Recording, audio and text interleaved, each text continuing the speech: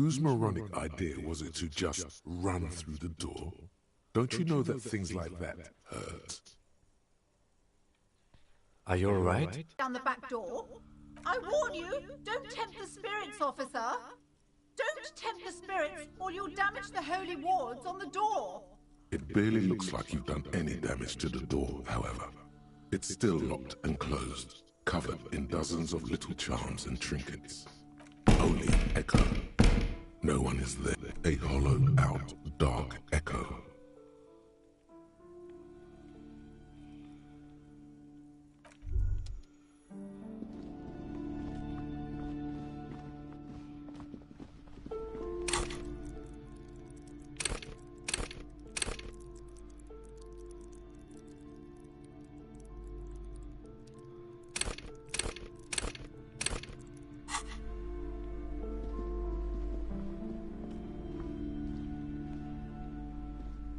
You've hurt yourself now. I told you not to mess around back there.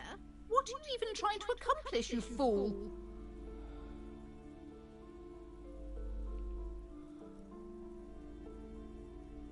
You're only making things worse. Stop it. Be compelled to look at the books. Go to them. Goodness, you were already doing good, browsing the shelves. Why'd you stop? Don't you feel compelled? Go! Go! Get back there. The books await you. She smiles and nods, seemingly relieved. Annette, yes, my daughter. I hope she wasn't slacking. And what else can I do for you?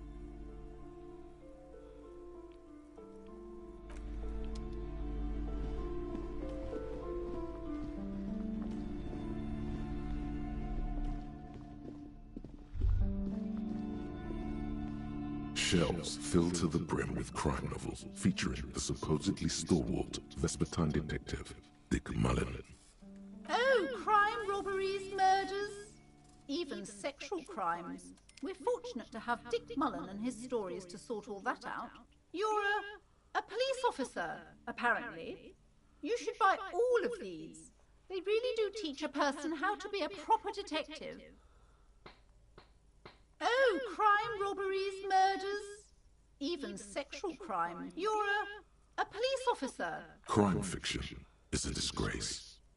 An asinine misrepresentation of the physical attributes of the arduous everyday work of actual police officers. These books greatly overstate the excitement of police work, glossing over how long it takes to actually follow up on leads and eliminate dead ends. What's more, they completely ignore the psychological hardships of year after year coming into contact with people during the worst days of their life. Not a single mention of all the stress this work creates upon the officer's family. Detective, you see, Dick Mullen on the job. Get me Mullen. The stalwart adventures of Richard P. Mullen. Dick Mullen and the murder in the orchard. A killing is declared. Dick Mullen in the murder house. Oh no, turns out he faked it to solve a case. Yes, there's also the dame who did it. Farewell, my Mullen. Faking death seems to be a common trope in the Mullen series. The morbid tales of Dick Mullen. A dark tide, tragedy calls for Dick Mullen. Another one with fake death. And, of course, Dick Mullen, the murderer. Wait a minute. All this time, your quick eye notices a small caterpillar crawling across the spine of a book. The title reads, Dick Mullen and the Mistaken Identity. A worn paperback from Dick Mullen's classic Hard-Boiled Phase. The premise seems to be that Dick Mullen is framed for the murder of his best friend, and has just a few days to prove his innocence. Could it be the motifs of unstable identities and shocking betrayals?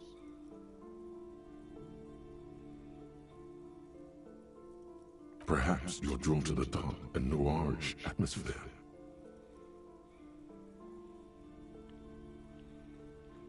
Then this is the book for you. Oh, crime, robberies, murders. You're a police officer, apparently. You should buy all of these. They really do teach a person how to be a proper detective.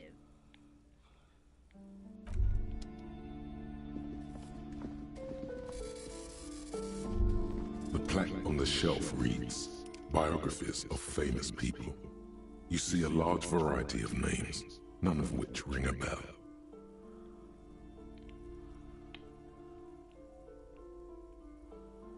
Browsing through all the books with all their names makes your head spin.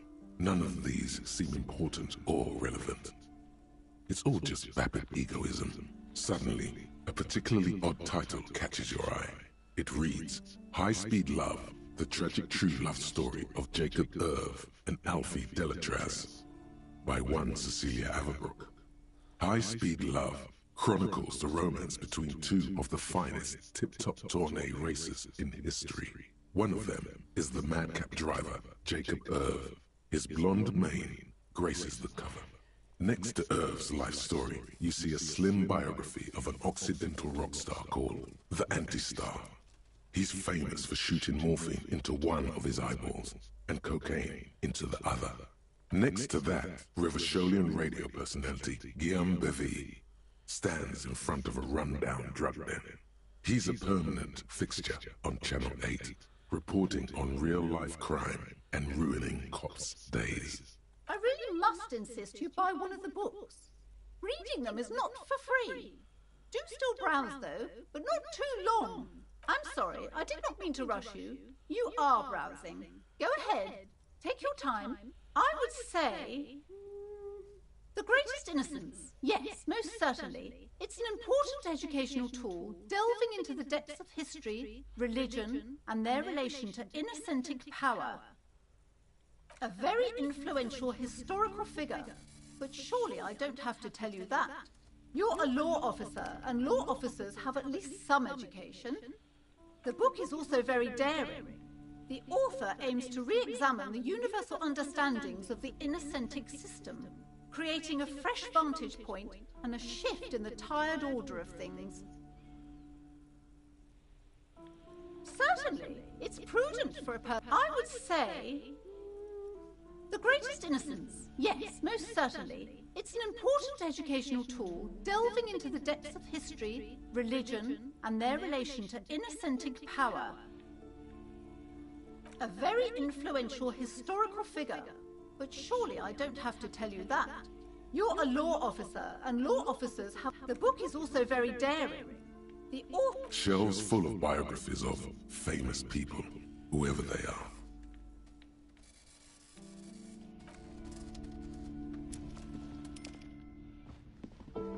Several maps have been attached to a bulletin board hidden inside the alcove. They're held up by small pins. The board has come loose from one corner. The maps look old and faded. Your eye catches a map of Insulinda, a map of Revachol, and a map of Martinaise. This large map displays archipelagos. You see a constellation of small dots on the light blue emptiness of the Insulindic Ocean. The largest in the northeast is La Caillou. You are here. Another far away in the southwest, Seminese Islands, Ozon, Laurentide, Fas Alamer, Archipelagos, North Arcade Islands, all just specks of dust on the vastness of the Insulindic. On the edges of the map, the color fades into a blur of dotted lines, black and white, disintegrating into mathematics. You can, on Caillou, Revachol, a single black star, on Ozon, Fondelier, and Vilmandu, on Archipelagos, Croyan Moran, Villiers, on Seminine, Olduvai, and on Laurentide, Deora of the Seven Seas. 850 million people live on these little dots, an oceanic world of culture and commerce torn apart by history. The ocean breaks apart into a tangle of cosines and azimuths, all pointing into pale nothingness. Windy is the north azimuth. Grad is the northeast azimuth. Samara is the east azimuth. Seo is the west azimuth. Isolas, they're called. You have little idea what they are. Distant stars, gods, but looking at them makes you feel almost non-existent. Whatever they are, the Isolas are immeasurably large compared to you, and very, very far away. Perhaps they are gods, gods of distance and outer dust. This large map displays archipelagos. You see a constellation of small dots on the light blue emptiness of the Insulindic Ocean. The largest in the northeast is La Caillou. You are here. Another, far away in the southwest, Seminese Islands, Ile de Fantôme. Ozone, Laurentide, disintegrating into mathematics. The ocean breaks apart into a tangle of cosines and azimuths.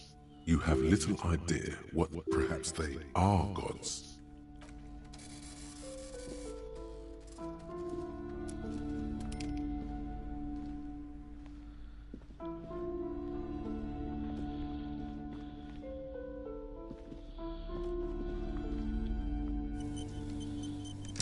This bookstore is not strictly about crime, romance, and biographies of famous people. There's also a wide array. Amidst the various books, you find one written by someone named. These three things are very important to the working class mind. The point of the book, and many others on this various paranatural book.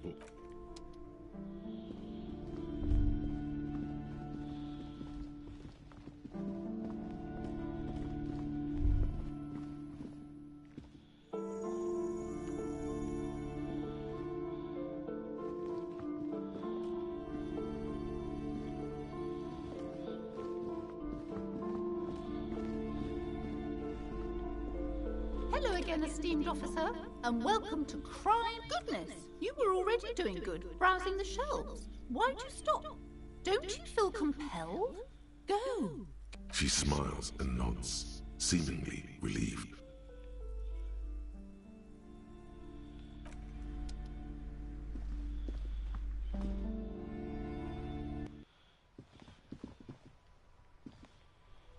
Every snowflake is like a little gift from the sky. My name is Annette, sir.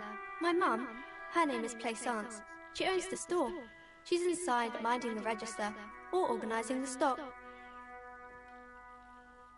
Feel free to step in and browse our wares. I'm signalling that the store is open. Otherwise people might not know. They'd miss out on the crime, romance and biographies of famous people. Thank you, sir. I'm happy to help Mum out with the store. My name is Annette, sir. My mum, her name is Plaisance. Feel free to step in and browse our wares.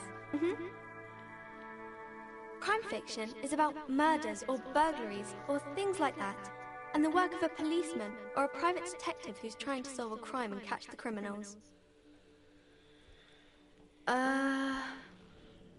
Crime is what we were solving before this conversation began. And it's kind of like a puzzle too. You can guess who the criminal is, or how the good guys are going to catch him. You don't look much like a policeman. Didn't mean to offend, sir. Sorry, sir. It's just that you don't look like Dick Mullen.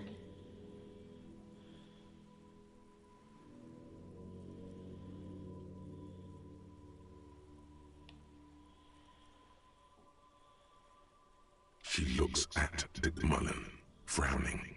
He isn't even drawn right.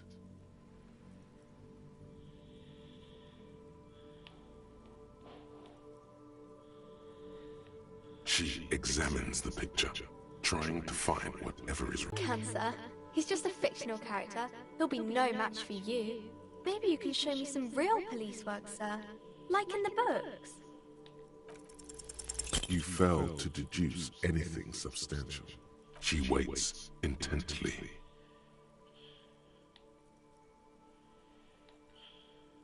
It's okay, sir.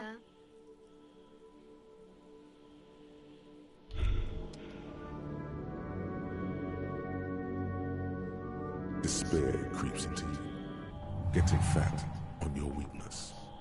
Whatever noble intentions you once had as a police officer, it's eating them all up now.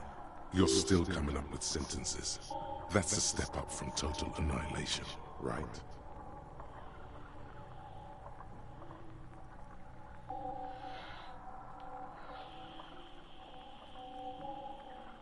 Yes, it can be difficult to be on the receiving end of so much distrust and outright hatred. Nothing you can say would make you feel any better now. Cop gives up the detective genre for social realism. Another.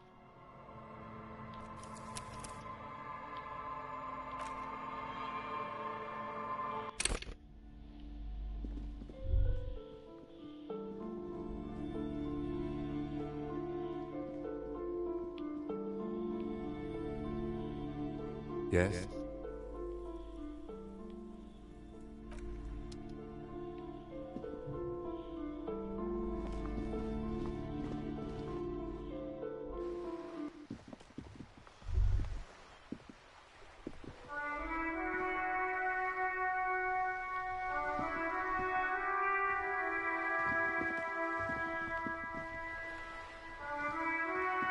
Every snowflake is like a little gift from the sky. My name is Annette, sir. My mum, her name is Plaisance. Feel free to step in and browse our wares.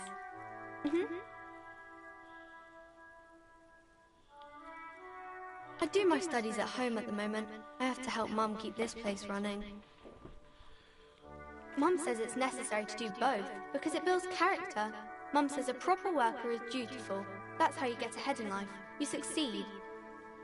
There is stress and unease behind these words.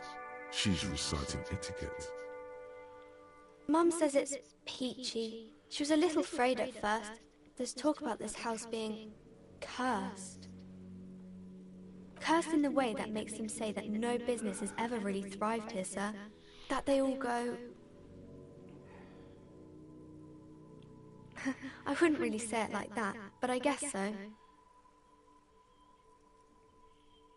We can go into the bookstore and ask about the case, but I don't see much more to look into here. Yes! Please do also look at our wares inside. The postcards and board games are there, sir.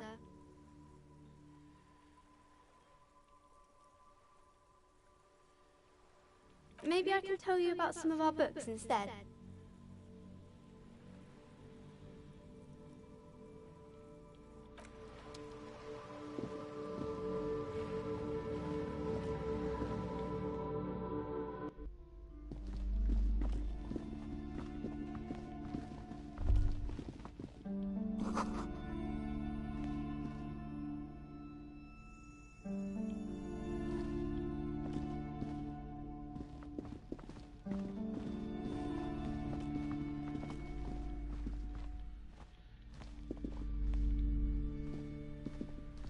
Hello again, esteemed officer, and welcome to Crime, Romance, and Biographies of Famous... Cursed? Who said that? Annette? I will have a word with her. This place is not cursed. It has a robustly magnetic energy. Good for commercial activity. What in God's name is she talking about?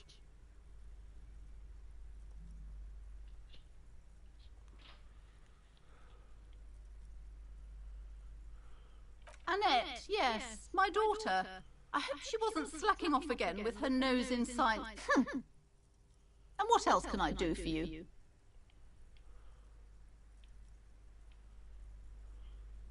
Goodness, you were already doing good, browsing the shelves. She smiles and nods, seemingly relieved.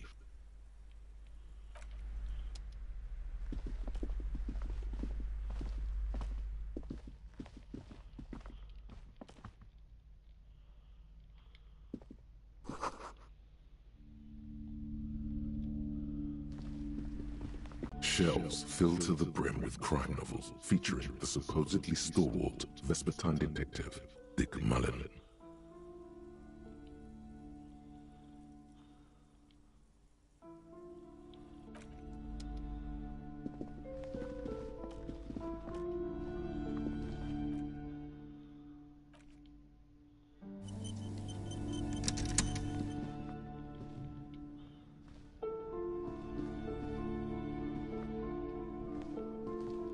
Yes? No response. He's having trouble processing it, believing it even. A moment passes. The loop.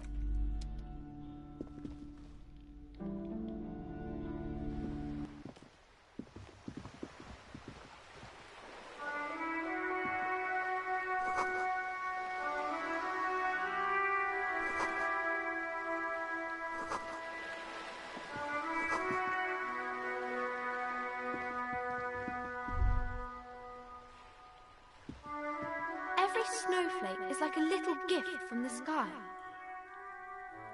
I do my studies at home at the moment. I have to help Mum keep this place right. Mum says it's necessary to do both. There is stress and unease behind these words. Mum says it's peachy.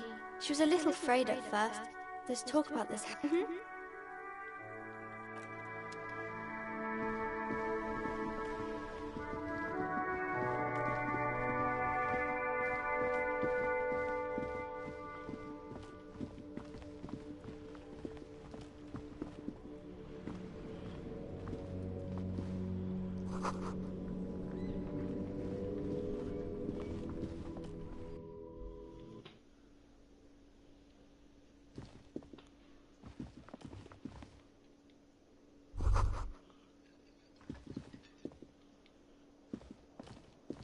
Hello again, sweetie.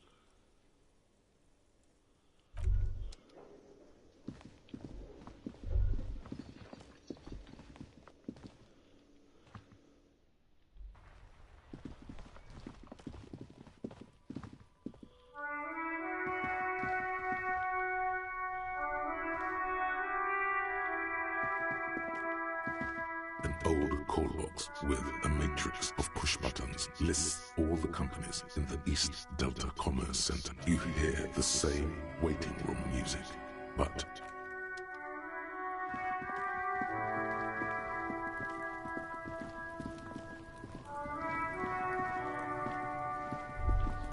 Kuno's got this! if there ever was such a thing as an ugly kid, then this is it. He's almost exquisite in his ugliness, like a gremlin. Oh yeah, nappa comfy, Kuno!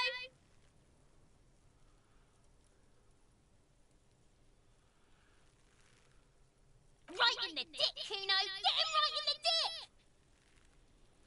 It's loving in the dick. The boy is sweating profusely. His eyes are like two black holes and his jaw is twitching as if trying to break free from the empire of his body. Fuck that! Kuno, yeah! Right in the mouthhole! Shit himself? The rake, Kuno! You should throw the rake at him! The fuck? Does Kuno know what a rake is? Kuno is not a gardener. Alright, entertain the Kuno. Show me what you got. What you got there? What you got, huh?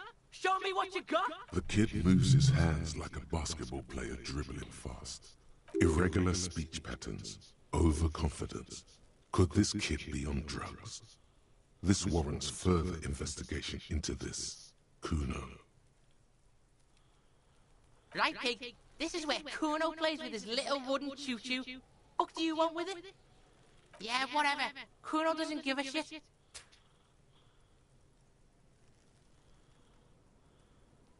Shitload, pig. What's your question? Don't tell the pig shit, Kuno! This is where you quickly ask him questions. Real cock questions, like a cock.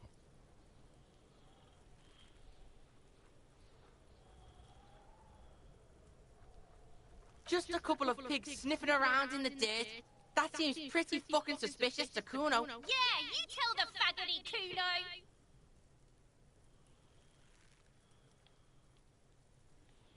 Probably climbed. Kuno was busy down the road when that shit went down. You heard Kuno? Kuno wasn't even in Martinez. Kuno wasn't in Revachol. Kuno wasn't regional. I don't know. Some fucking... Mesco, or I don't know, some other place.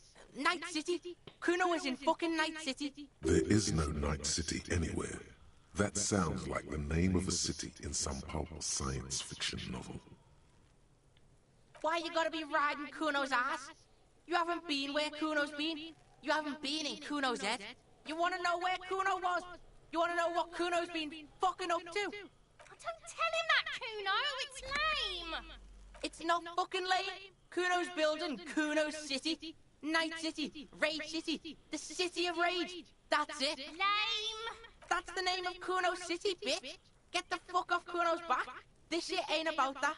It's impossible to deduce what it is about, at least for the moment. If it's important, it'll come up later. Focus on the case. You're testing Kuno's patience here? Get lost! Kuno doesn't fucking...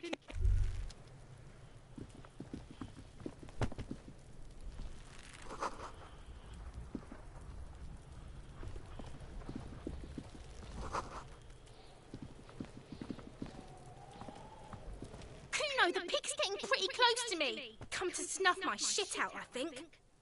Looks like it's time for me to go, Kuno. Pig's come to take me in. I'm going away for a long, long time, Kuno. Going away for life. What's going on there?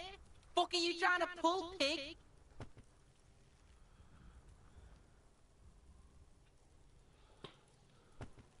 Murder was the case they gave me.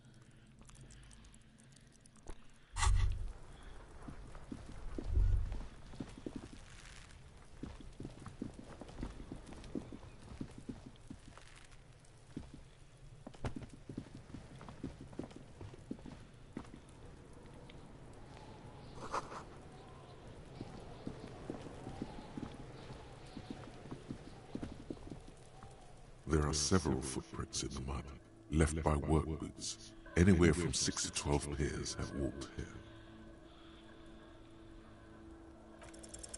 Maybe more than 12. No, 8 pairs of boots have shuffled back and forth in the mud.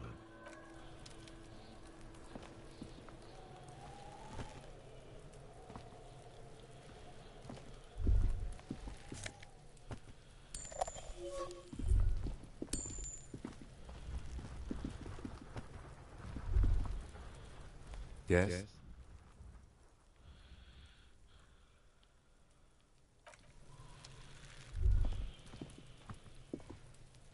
The corpse looks at you with bulging white eyes.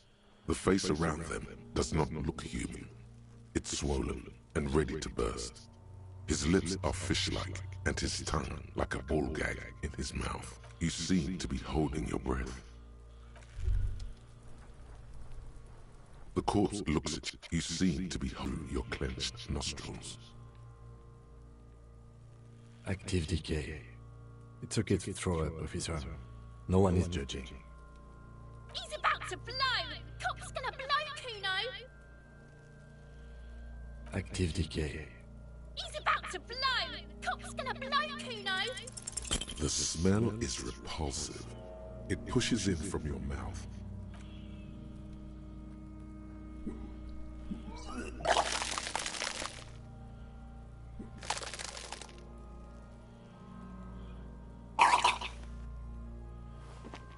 You feel a great force ringing from your stomach. Your body curls and pushes it out, burst by burst, until a pool of vomit lies under your feet, and your throat stings from the stomach acid. The smell of Commodore Red rises from the pool. Keep it.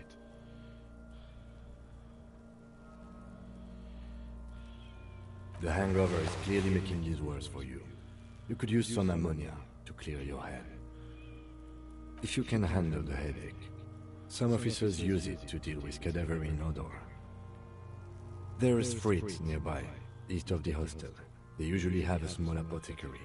If they don't... There's a greenhouse here, and a gardener with a wheelbarrow on the corner of the whirling in rags. If she works here, she might have something for the smell. Acquiring ammonia will provide a modifier to the white check.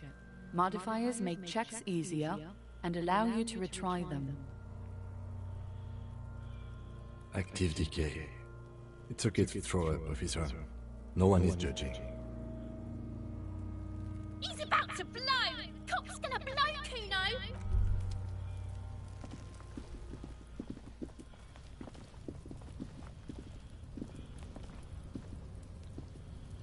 An inconspicuous pile of the roofing material, Eternite.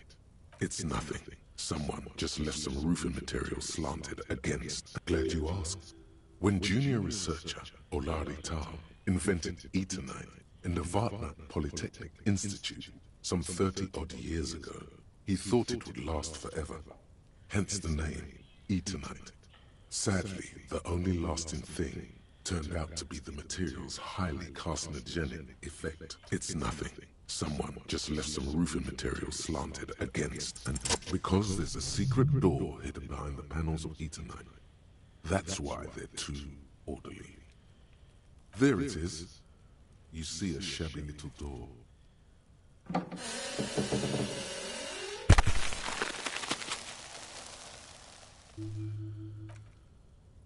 What is this then? A tool shed? Let's investigate.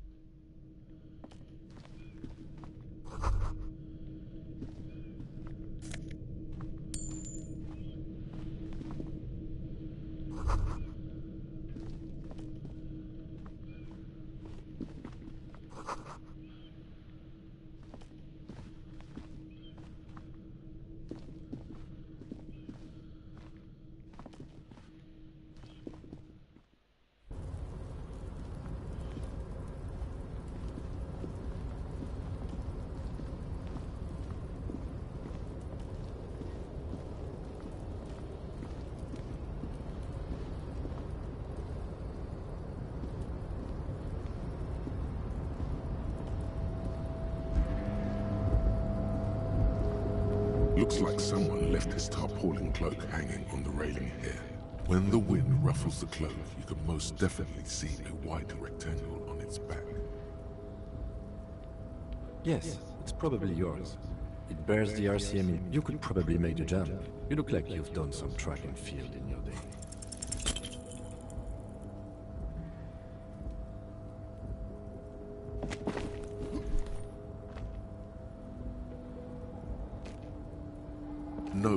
No. That's still too high. What were you thinking? You're not a gymnast. You're a boxer. And you've climbed way too high up there.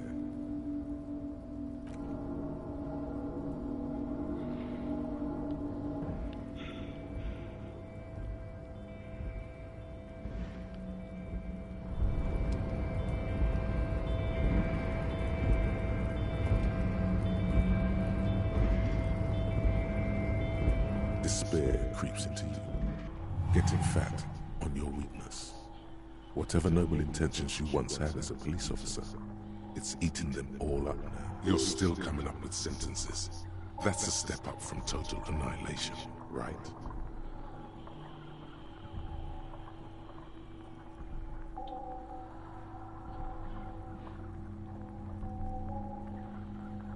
Yes, it can be difficult to be on the receiving end of so much distrust and outright hatred.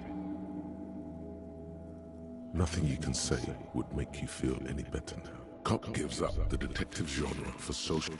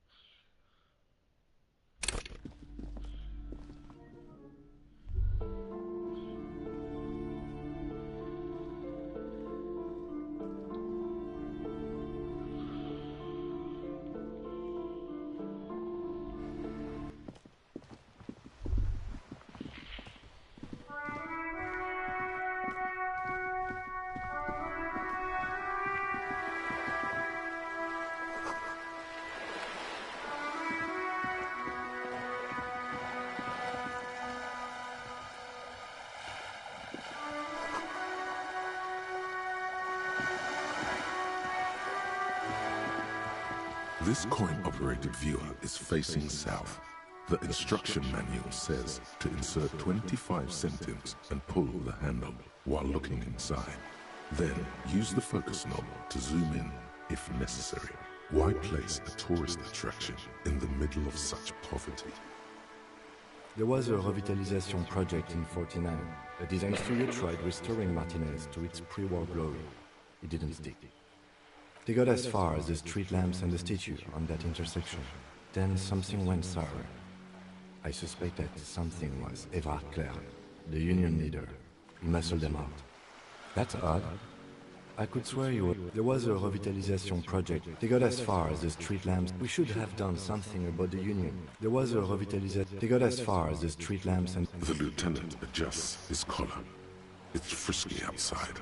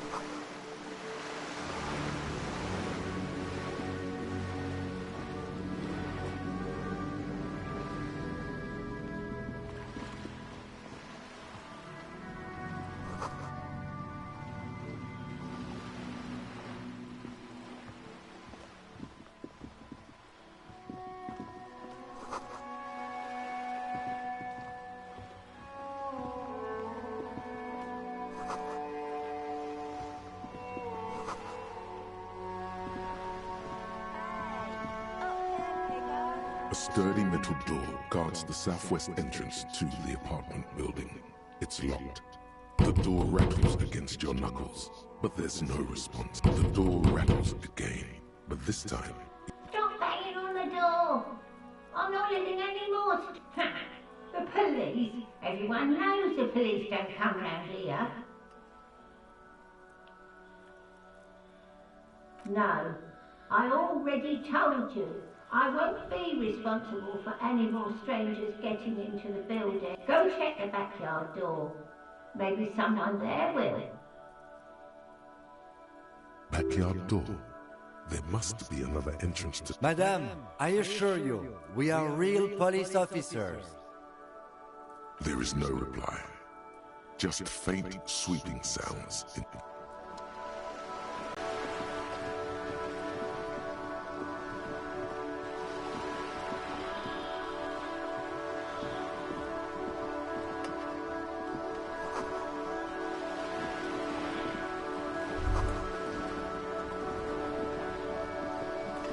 A striking woman leans against the cabin top of her sailing boat, smiling as you approach.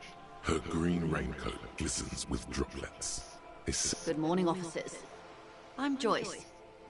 Joyce L. Messier. I represent the board of Wild Pines, the owners of the harbour. You gentlemen must be from the RCN.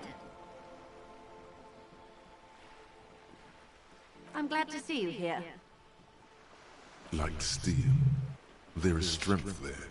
If she wanted, she could sink her nails deep into your skin. I was dispatched to handle a strike, not a lynching. Anything I can do to assist the RCM in this matter, I will, gladly. That is good to hear, madame. My colleague will take the lead on this interview. I should let you know that he is recovering from an unusual medical episode. Very unusual. It happens quicker than a shooting star. But did the lieutenant just wink at you? How interesting. I wish you a swift recovery. In the meanwhile, you have my full cooperation, and the full cooperation of the Wild Pines group. What we do. I'm afraid I don't speak for Wild Pines as a whole. It's a giant undertaking. There was a touch of discomfort there. She wants to merely represent. The Pines' core competency is logistics. Container shipping, freight, that sort of thing. See those airships there, blinking? Those are the shipping side of things, and that is the terminal. Another subdivision deals with energy, oil... The Wild Pines Group is one of the original Revacholian Indo-tribes. Companies awarded royal monopolies by the king, the suzerain himself, centuries ago. The king is long gone, but several of the Indo-tribe, Son-Baptiste, Elysium, an unknown entity known as Brightest Star. Why, thank you. She nods. Everything. Right up to, but not including, trade secrets. First, you'd have to repeal the Emergencies Act of Trade in Elements. That gives me the right to silence. It's quite the octopus. Good luck is only kept in place by the vested interests of half the civilized world, including your... What the ma'am means is that the Emergencies Act and the RCM both get their authority from the coalition government. You'd be shooting yourself in the foot, in other words. But I am derailing us. You wanted to know about the strike. I believe the official title is Senior Labor Negotiator. In practice, I'm a grocery clerk. I relay the union's demands to Wild Pines and return with Wild Pines' And how are the talks going? They're not.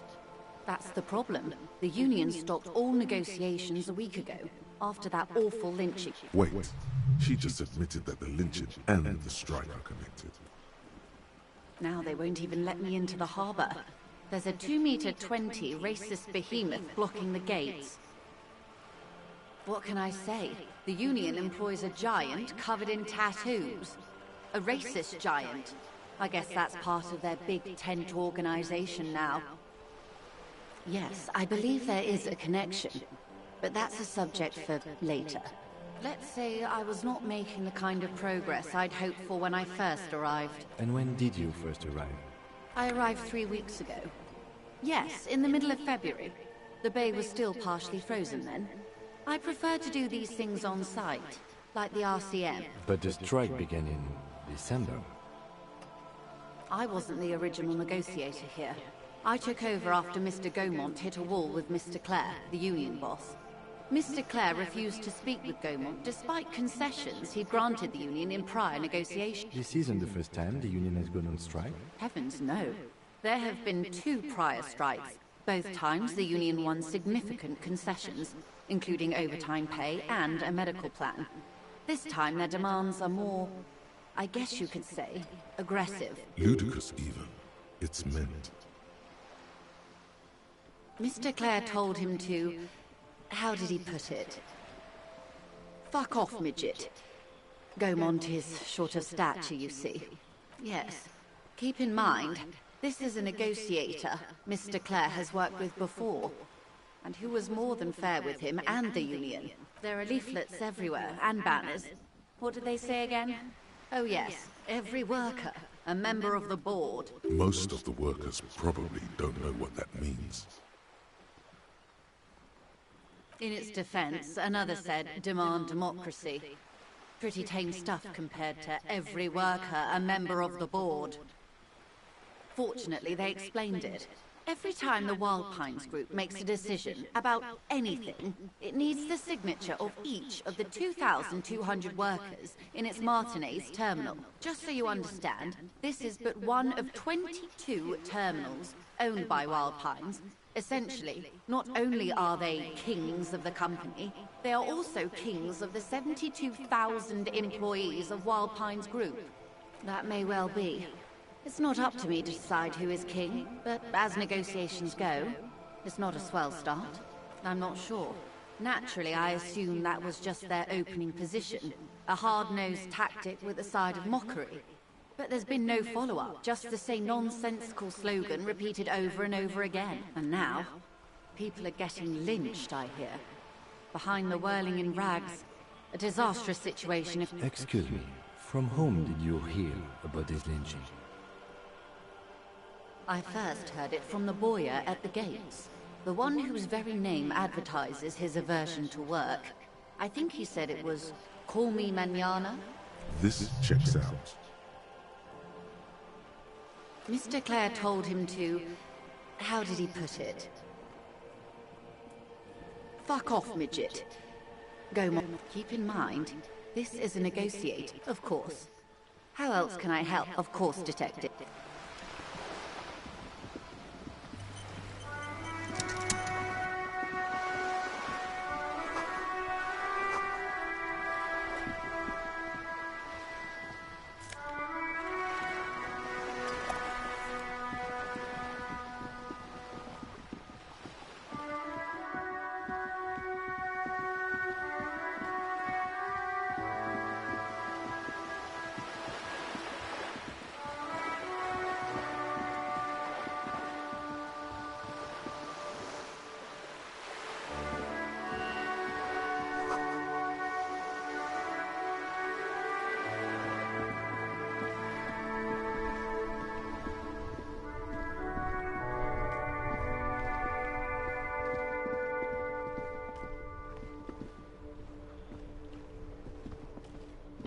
The RCM in Martinez.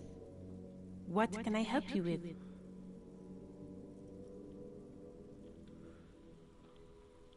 Of course. What? Of course. Where to?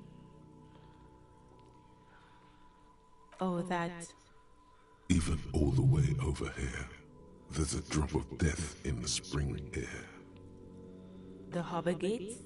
Some kind of commotion, I think. I don't follow the local politics. A fleet store too. Some shops and a bridge. The canal bridge leads to the coast, but it's broken, I think. Some kind of accident probably. Just coast. There's a little fishing village there, and a fish market. But that got closed down ages. There's the pier, the Cape Side apartment buildings. It's just water. No, actually, I think it's just water. No, actually, what do you mean? We're in Martinez, sir. This intersection is called Roundabout. It's just water. No, actually, no problem. Me? I am just a gardener. I am pleased to meet you too, officer. Of course. Where to? No problem. Of course. If there's a corpse, then you're going to need those gloves for the autopsy. Sure, keep them. I have another pair.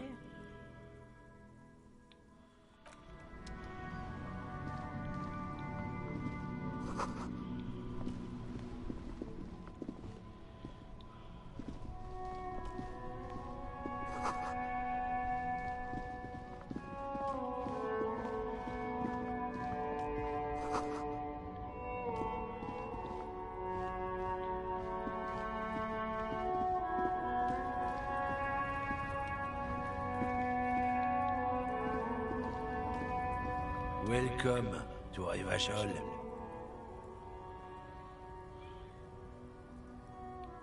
Don't you welcome to Revachol me. My grandfather came here from a 3,000-year-old racist isolationist culture, while your ancestors came to this island a mere 300 years ago. Every school of thought and government has failed in the city, but I love it nonetheless. It's men like you who keep Revachol divided. What he means is, fixation on the Revacholian nation makes it harder for Revachol to act.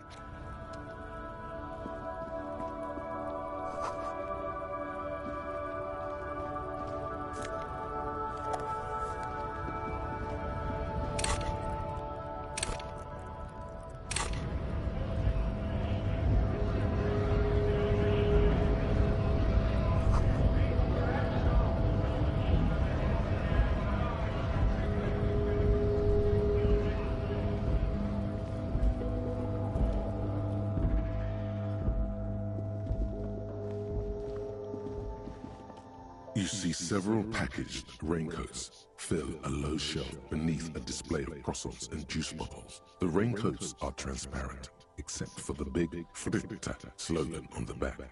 The packages are small, discreet, sloppily stacked, making them easier to take unnoticed. No. What is what? It's a raincoat. If you want to buy one, then it's only 4 real. Her attention is drawn to the raincoats. Stealing one undetected will now be more difficult. What is what? If you want to buy... Her attention is drawn to the raincoats. Stealing one, the girl delves into the magazine. Hair covering her face, vision obscured. She cannot see your... Oh no. I said don't let it fall out with a thump. What did you do? Did you...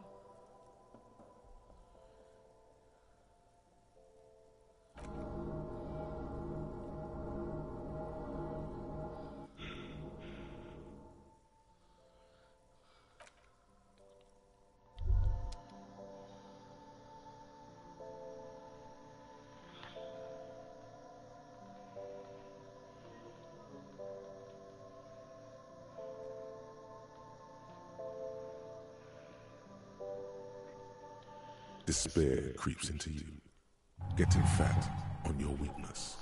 You're still coming up with sentences. I don't dispute that you have been charged with protecting the people of a particularly challenging district. But poverty does not make one a loser. Nothing you can say would make you feel any better. Cop gives up.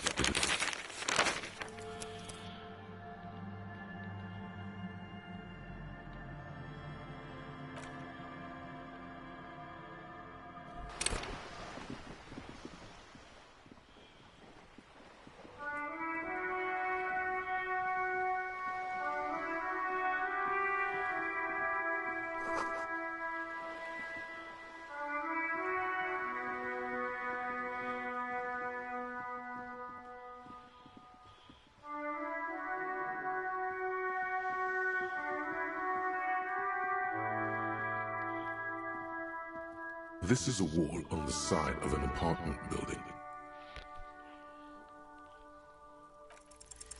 You have no clue. It's just a wall. So many walls all over Martinez. Weather-worn, cracked, then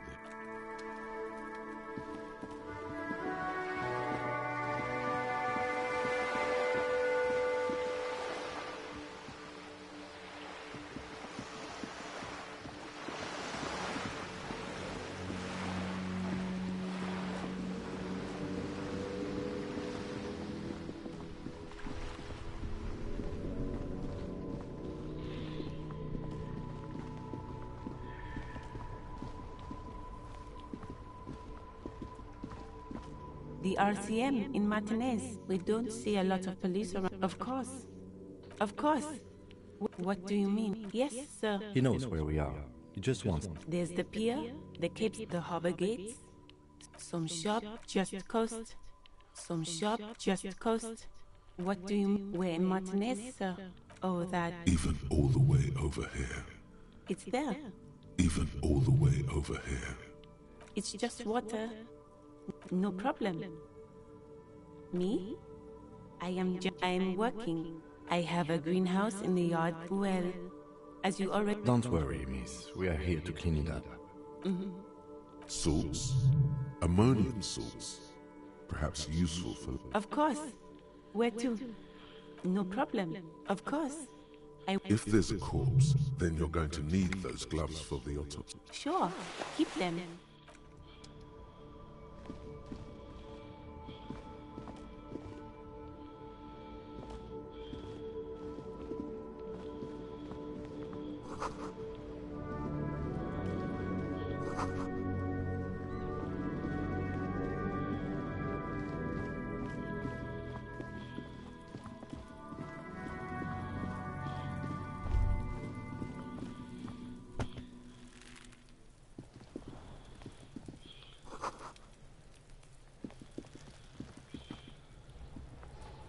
Kuno's got this.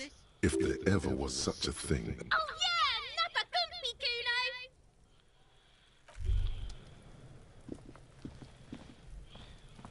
Kuno, the pig's getting pretty close to me. Looks like it's time for me to go, Kuno. I'm going away for a long, long time, Kuno. What's going on there? Fuck are you trying to pull? Murder was the...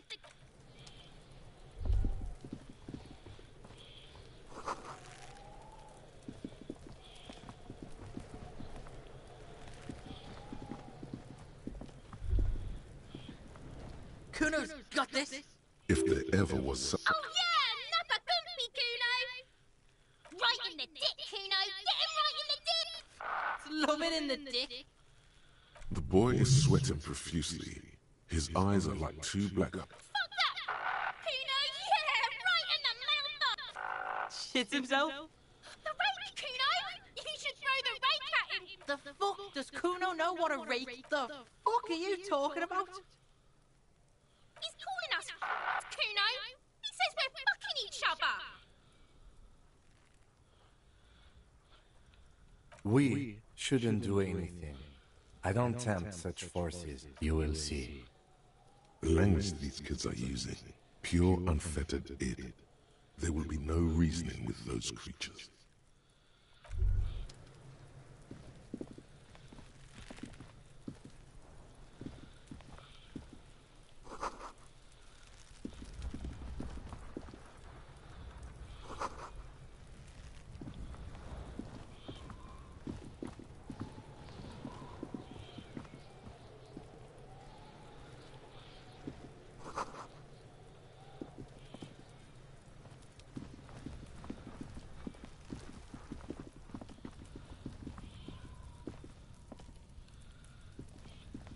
Yes? What do you want to know? Good.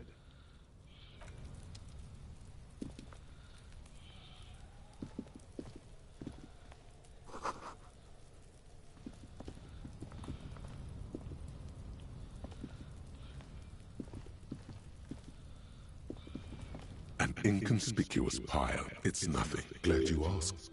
It's nothing. Someone just left some roofing material slanted against an old... Because its nice rhythmic pattern calms your mind. Mammals like this stuff. It's nothing. Someone just left some roof...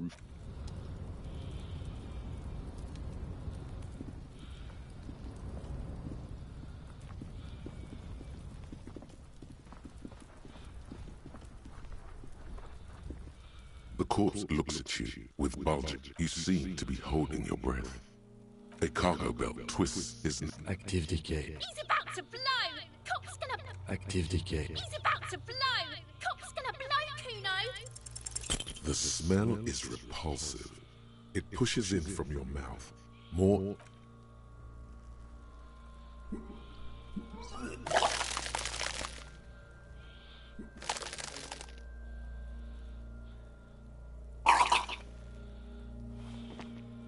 Until a pool... The smell of Commodore Red. It's okay. The hangover is clearly making this worse for you. That young woman, if she doesn't... Acquiring ammonia will provide a modifier to the white check. Modifiers make checks easier and allow you to retry them. Active decay. He's about to blow! Cop's gonna...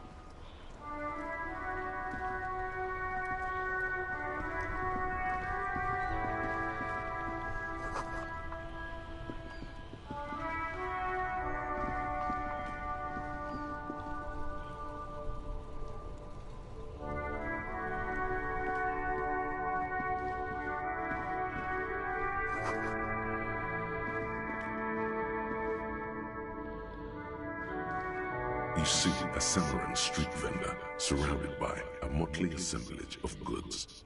When he realizes you're looking at him, his face breaks into a wide, welcoming grin. The name Sile is embroidered over his breast pocket. Happy shopping, officer! Everything's cool here. The customers are cool, the place is cool. And one more thing, officer, you're very cool. Bang, bang, bang, bang! You're right, officer. 100%. No playing around then. Strictly business.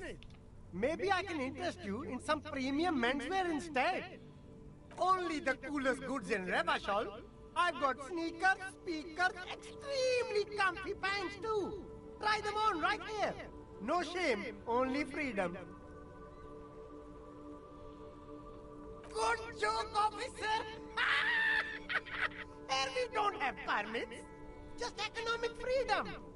You glance around the decrepit buildings, the miserable weather, the sidewalks strewn with sunflower seeds and a dust-choked air.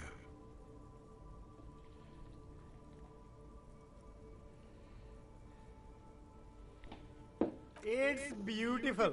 Beautiful freedom.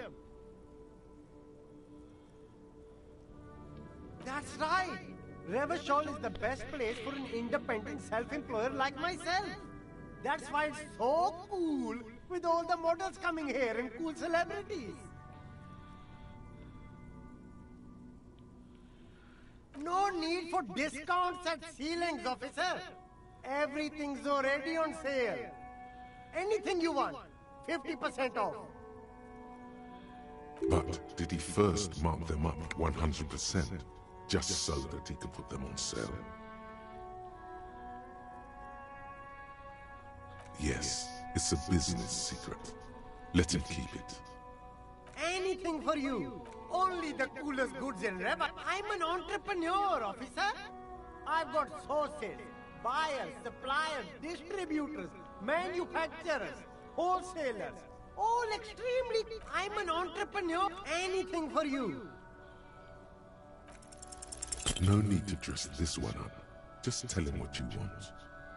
Oh, okay. But why, officer? Ah, yes. Money is very important. Are you trying to ask for a bribe? If so, you're not doing a very good job. Sorry, detective.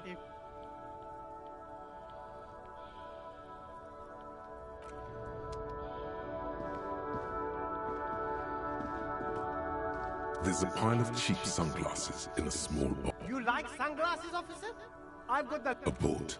These are hideous. What's more, they don't even fit your face. You can... Damn, officer! You look like a mega secret spy. Very secret. They're practically made for you. I'll let you have them for 2 real and 50 cents. It's going to be very difficult for anyone to take you seriously with these things on your face. No, you are definitely not buying those. Are you sure? But they look so good on you.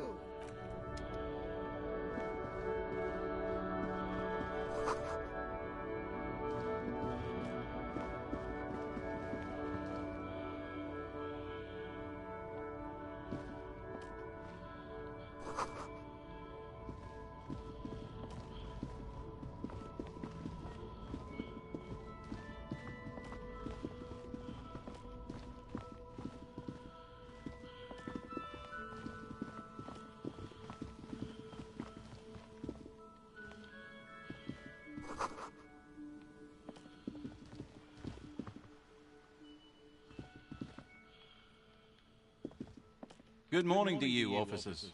A burly man hangs out by the waterlock, carving up a generous serving of salami with an old hunter's knife. His eyes are fixed on a man stranded on the other side of the waterlock and on an enormous billboard that has fallen down into the canal between them.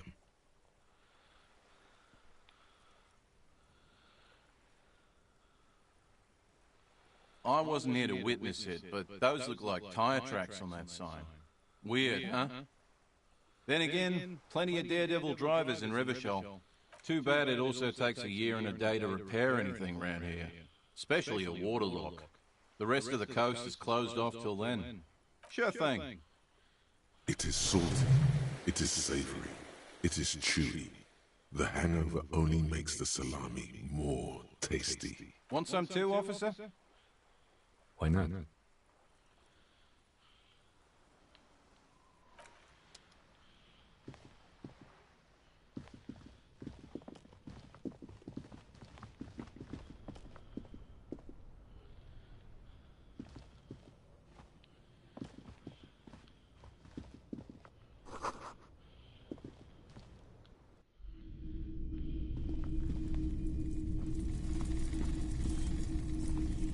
rows of toy soldiers guarding the rest of the trinkets displayed on the table. Some on horseback, others in rags, others yet in bright blue uniforms. All are stern and unyielding in their duty.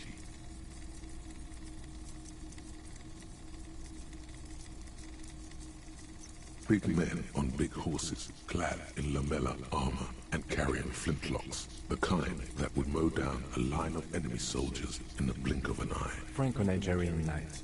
I used to be very serious about these guys. They're not all blue. These figurines also wear gold coats and caps, complemented by orange trousers. They are variously posed, wielding swords and rifles with bayonets. Which one? Ah, Royalist soldiers from the time of the Revolution. Everything you pick out seems faded, chipped, and sad somehow. Most of them are just broken toys. This set of soldiers isn't meant to look impressive. A few have rifles, but most of them carry pistols. Some even shovels and You're probably taught. I think their poverty has been exaggerated for effect. When you place them next to the Royalists, it doesn't seem like they could possibly win. Maybe.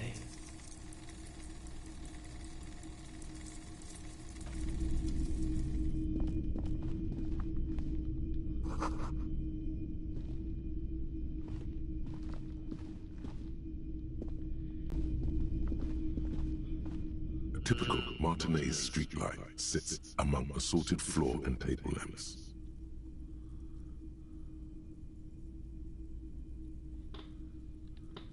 It was brought to me to be altered. We are not here to investigate the theft of city property. You have to admit it's rather clever what he's done with it. The light pole has been carefully cut, and the wiring has been redone and attached to a standard indoor plug. The light buzzes faintly, but persistently. This would make quite a statement in your living room.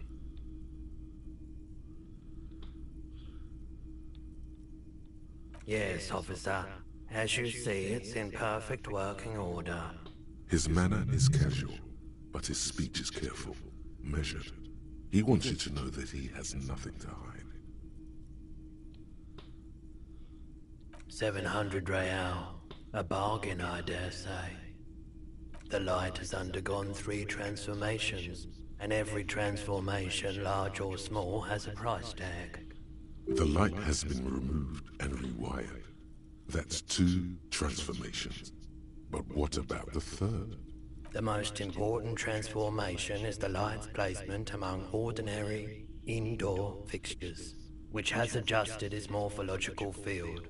The light became suitable for use inside the home just a few days ago. Okay, that checks out.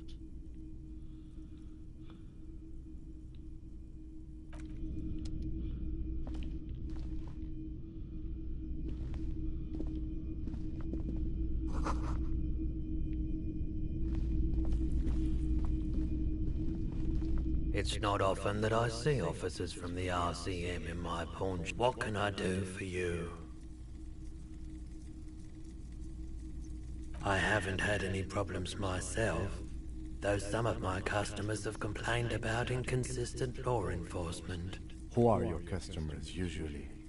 All kinds of people come through here.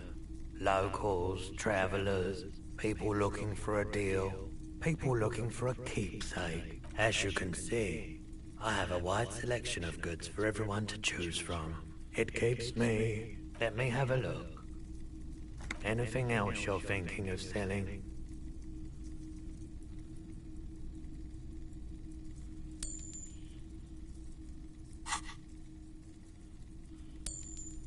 Another time, perhaps.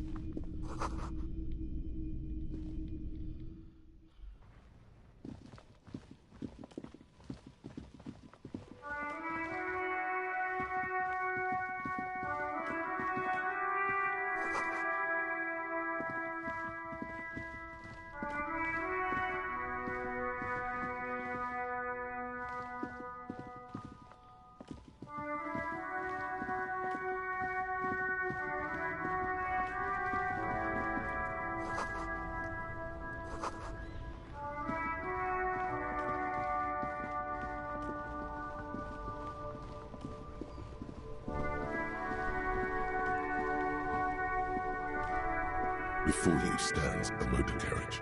The bodywork is covered in blue and white livery, bearing the number 57. Vapor emanates from the large engine on the back of the vehicle. It hasn't had time to cool off yet. This must be the infernal machine that tore you from oblivion. The Caprice Kinema motor carriage. In the cabin, you are welcomed by a set of steering levers, a radio microphone on a hook, a pull-out toolbox under the seat, and the soft glow of the fuel preheater gauge. A scent of leatherwork and heavy fuel oils washes over you. The white suede feels luxurious under the touch, and the metal clutch handle so very familiar in your palm. As you tap on the gauge, the indicator pin jerks as if startled. It's in the large orange sector, indicating the engine is warm. Next to the gauge is a red switch, labeled heat. There's no use pressing the heat button. It won't start without the ignition key. Translation. We're not going anywhere right now. A metallic drawer slides out from under the seat and clicks into place. The tools inside are neatly organized. Take what you need, officer. It's going to be a long case. I'm not protective of my tools, like some men are. The pry bar feels nice and cold in your hand, useful for opening all sorts of doors and lids. It's robust, weatherproof, and well-made. Lets you see things in the dark you would otherwise miss. The handles are long and sleek. You can do good work with it. The pull-out toolbox slides back into...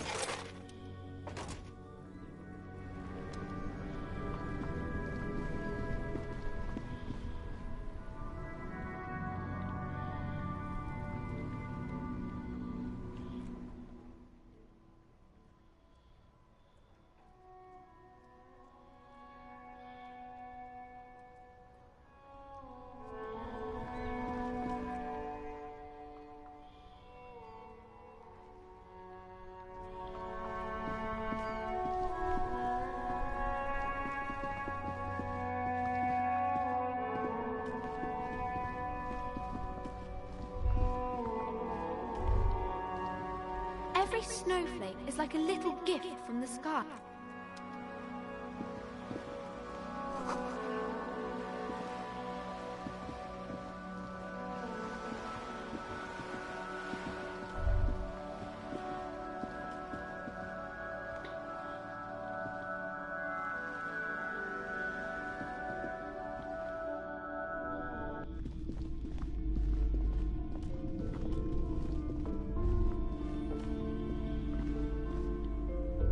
Shelves full of biographies. I would say... The Greatest Innocence. Yes, most certainly. It's an important educational tool, delving into the depths of history, religion, and their relation to innocentic power. A very influential historical figure. But surely I don't have to tell you that. You're a law officer, and law officers, the book is also very daring. Shelves full of I would say... Shelves full of biographies of fame. A true cultural touchstone. Enjoy the read. You've acquired an interactable item. Investigate this item further by going to the Interact tab in your inventory.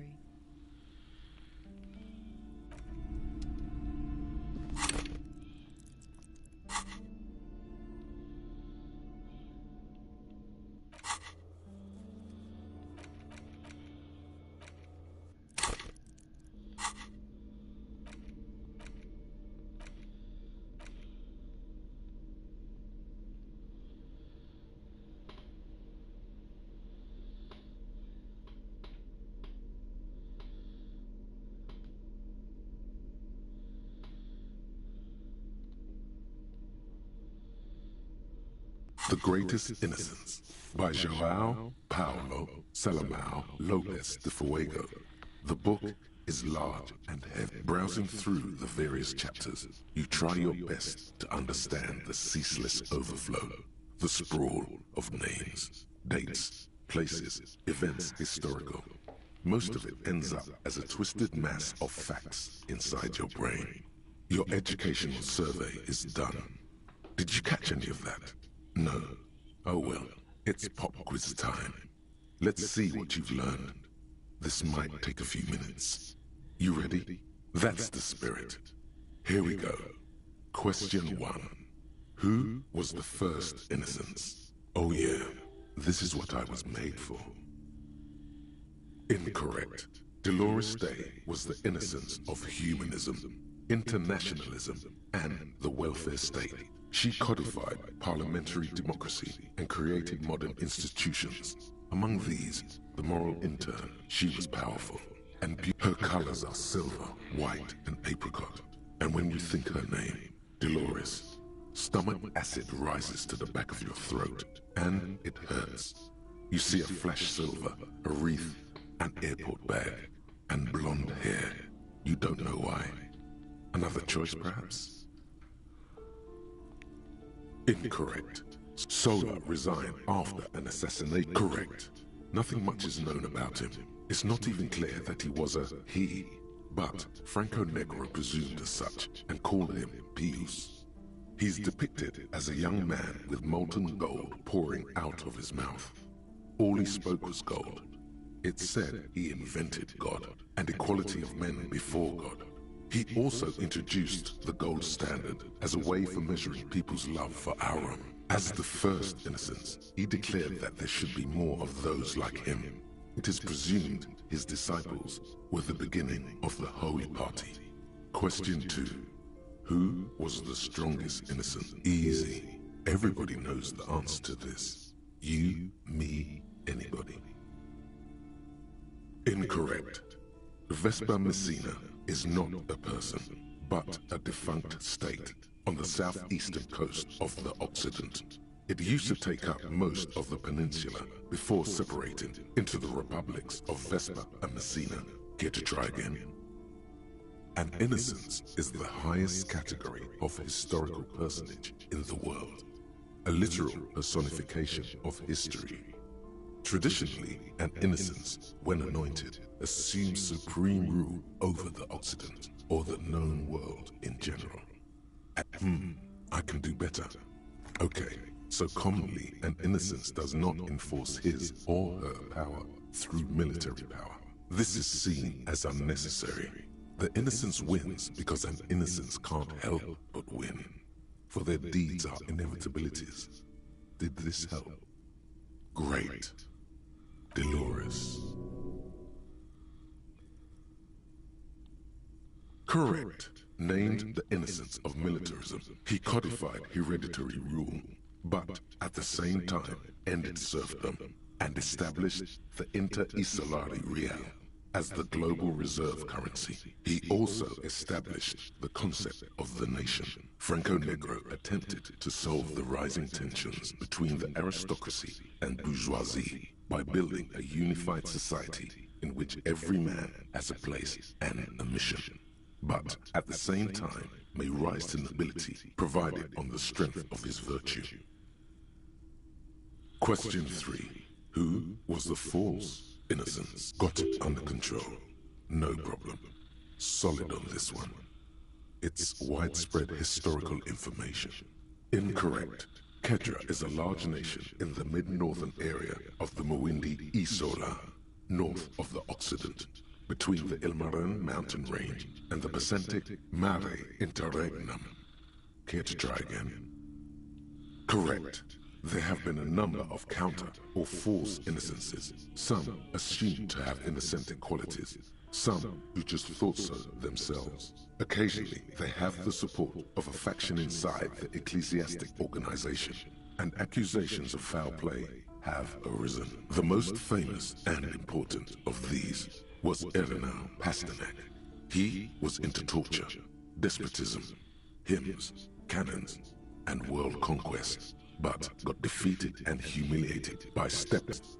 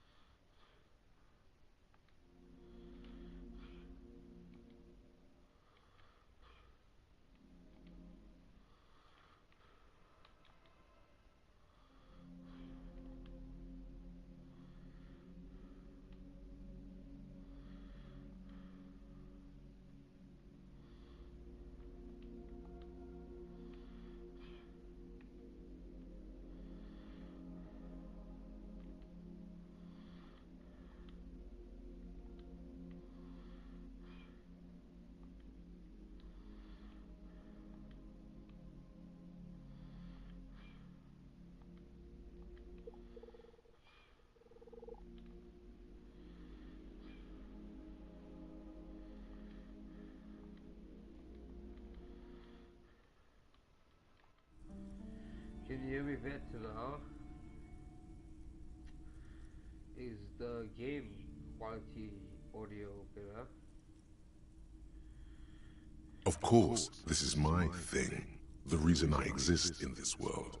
The correct answer is Franco Negro. 0 doubts. Incorrect.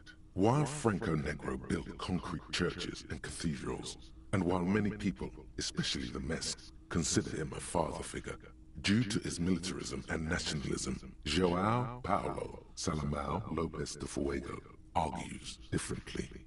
Another choice, perhaps? Oh yes, militarism and nationalism. My bad. Yes, obviously. Incorrect. He was a violent bastard, out to torture, maim, and kill whoever stood in his way. He was also a false innocence, disqualifying him from being the greatest and correct. The Mess might see Franco Negro as the father of nations, but as of this century, there's been a great shift in attitude.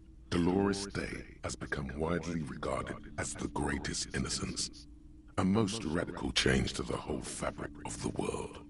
Everything from inter-esolary travel to the connected world to 3 consecutive scientific revolutions can be traced back to her.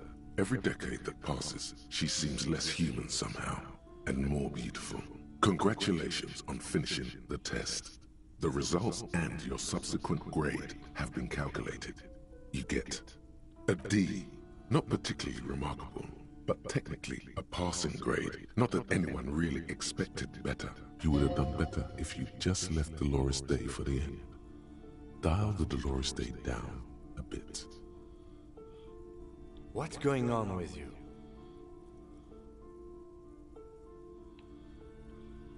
Okay. You are shouting at an inanimate object, like a real weirdo. No wonder you seem to have trouble with the right answers. Browsing through the book again, you still have trouble understanding the torrent of information. It only seems to add to the confused jumble of facts inside your brain. Your educational survey is done. Did you catch any of that? No. Oh well, it's pop quiz time. Let's see what you've learned. This might take a few minutes. You read probably for the best. It wasn't looking too good for you anyway. Browsing through the book again, you still have trouble understanding the torrent of information. It only seems to add to the confused jumble of facts inside your brain. Your educational survey is done. Did you catch any of that? No. Oh well, it's pop quiz time. Let's see what you've learned. This might take a few minutes.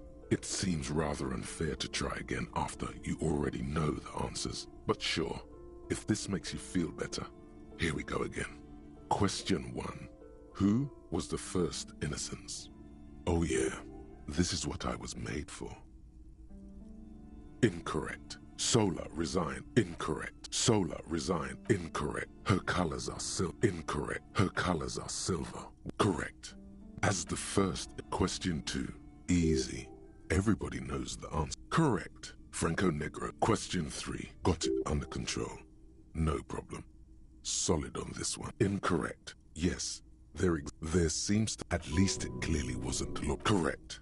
There have been a number of the most famous and final stretch. I've got it. Honest. Correct. Everything from inter-esolary. Congratulations. And A. You really navigated some treacherous waters here. Well done. The Greatest Innocence by João.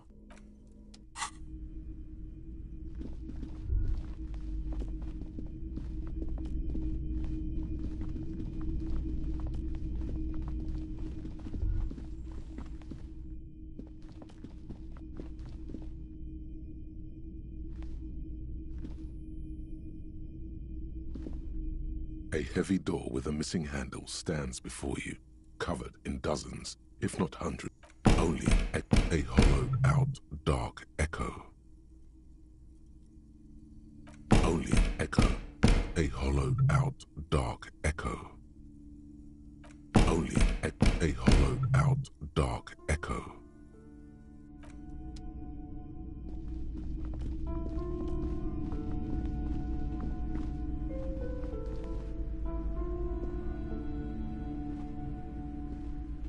again, esteemed officer, and welcome to Crime, Romance.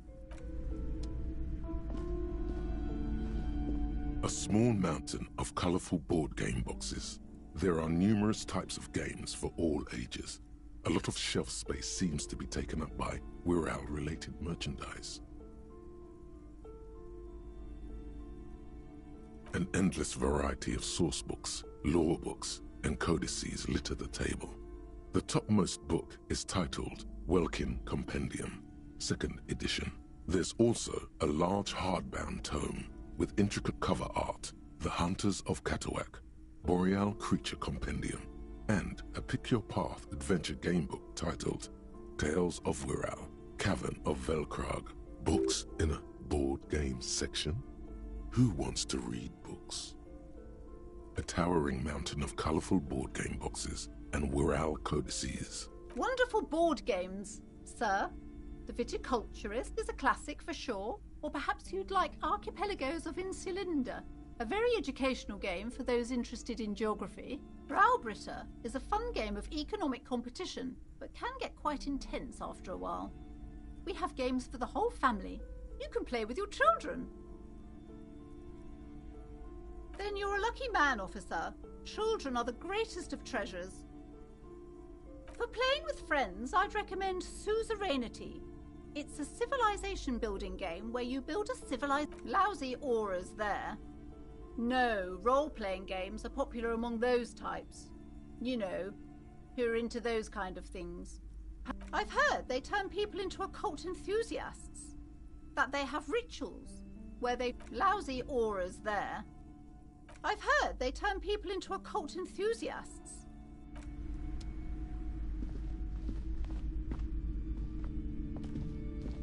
Yes?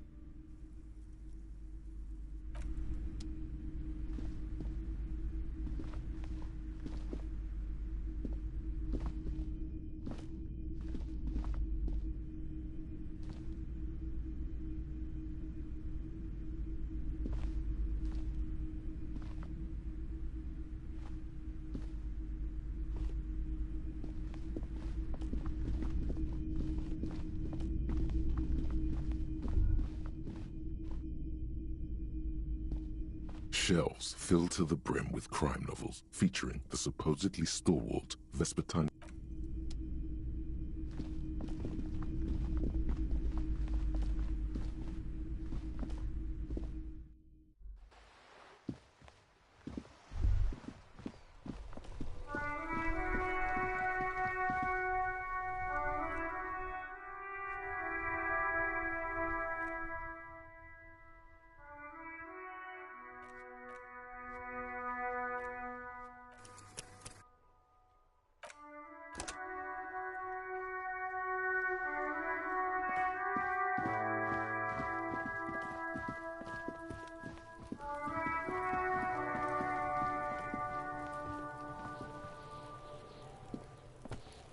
Yes?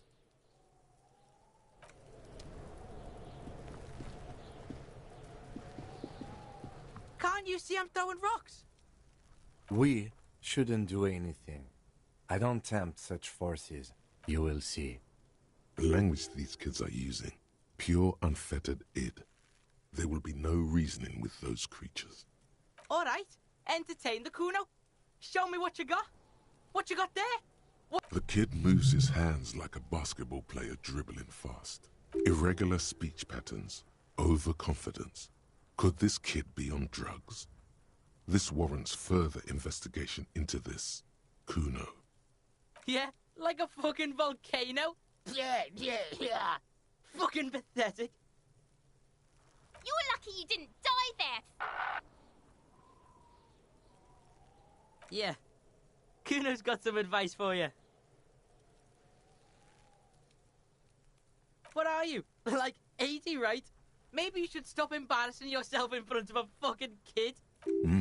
Perhaps you could compress this negative energy and turn it into some sort of a Kuno-fied non-vomiter. That's right. Turn your weaknesses into conceptual strengths. Try it again now.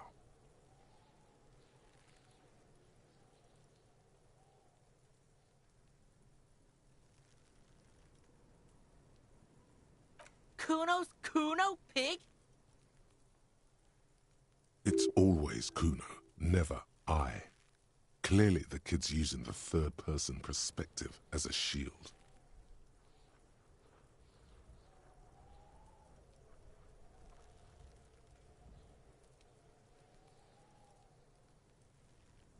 Yeah? Kuno's in a fucking gang. In a bang gang. Kuno bangs for Magie, bangs for Mazda, bangs for Revachol. Watch out, Kuno! He's trying to fiddle you! He's gonna put his hands on you! Help! Pig's got Kuno! Help! Rape! Help! He's got the Kuno, help! Everyone can hear. You need to get the hell out of here before. Yeah? Get out of here before the Kuno beats the shit out. Yeah, that's right. Drag your fat ass out of here, fat boy, before Kuno fucks you.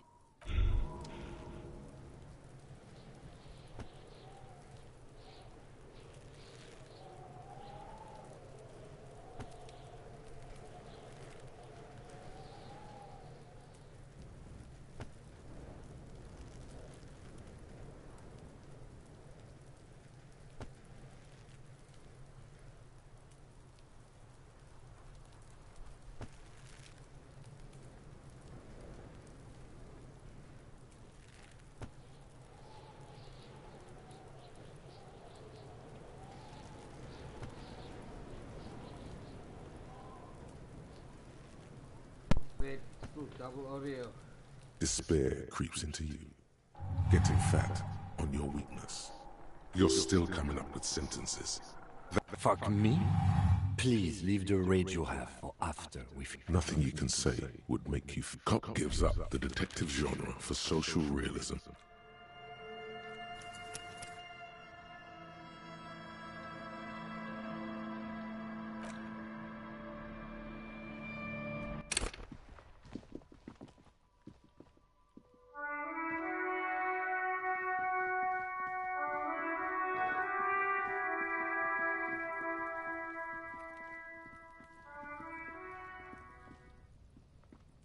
An inconspicuous pile of the... It's nothing. Someone just left some roofing material slanted against an old shack.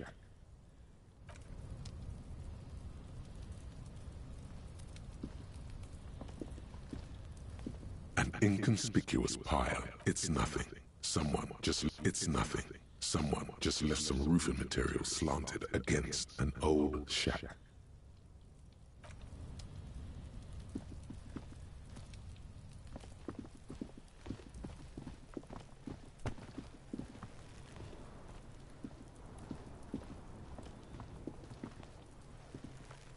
Can't you see I'm throwing rocks? All right, entertain the Kuno. Show me what you got. What you got there? What you got, huh? The kid moves his hands like a basketball player. Irregular speech patterns. Overconfidence. Could this kid be on drugs? This warrants further investigation into this Kuno. Kuno's Kuno pig? It's always Kuno, never I. Clearly the kid's using the third-person perspective. Yeah? Kuno's in a... Watch out, Kuno! Help! Help! Everyone can hear. You need to get the hell out of here before. Yeah? Get out of here before the Kuno... Yeah, that's right!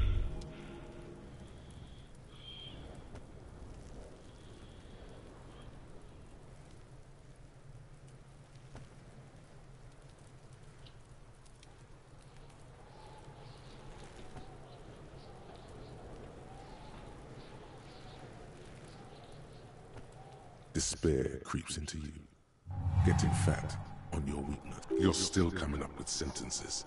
That's a step up from total annihilation, right? He watches you melt down stoically from behind the lenses. Nothing you can say would make... Cop gives up the detective.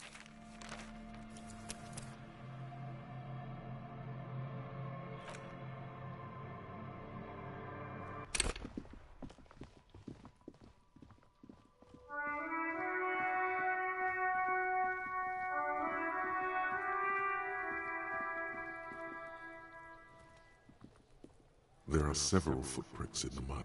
left by work boots, anywhere from 6 to 12 pair. Heavy workers' boots with reinforced toes and hobnails, all over the yard. Isn't this something an industrial worker would wear? Heavy workers' boots with... Isn't this something an industrial worker would... Noted. Maybe more than 12. No. 8 pairs of boots have shuffled back and forth in the mud. 1. Standard work boot, steel reinforced toes, number 46. 2. Standard work boot, steel reinforced toes, number 44. 3. Hobnailed work boot, steel reinforced toes, number 43. 4. Standard work boot, number 45 or 46. 5. Another standard work boot, steel reinforced toes, number 44. 6. An aberration, light as air, even pace, impossible to tell. Could also have been an adolescent. The gait is undeveloped. 7. The glowing outline of a standard work boot, number 46. But the imprints are twice as deep as the others. The weight exceeds 200 kilograms. 8. And yet another standard work boot, number 44. There's an aberration in the pattern of the sole, however. The right sole is smoother, more worn. How many?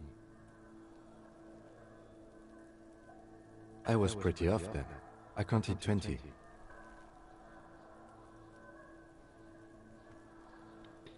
I never got the hang of it. Hyperopia. Do you see anything out of the ordinary?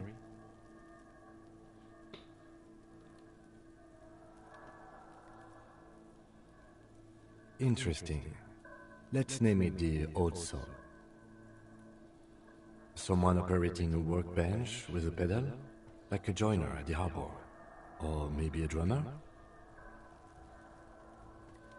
No, it's not. Forget I said it. We are not looking for a drummer. Perhaps it could be a driver. A driver would wear out the right shoe before the left. The accelerator is on the right.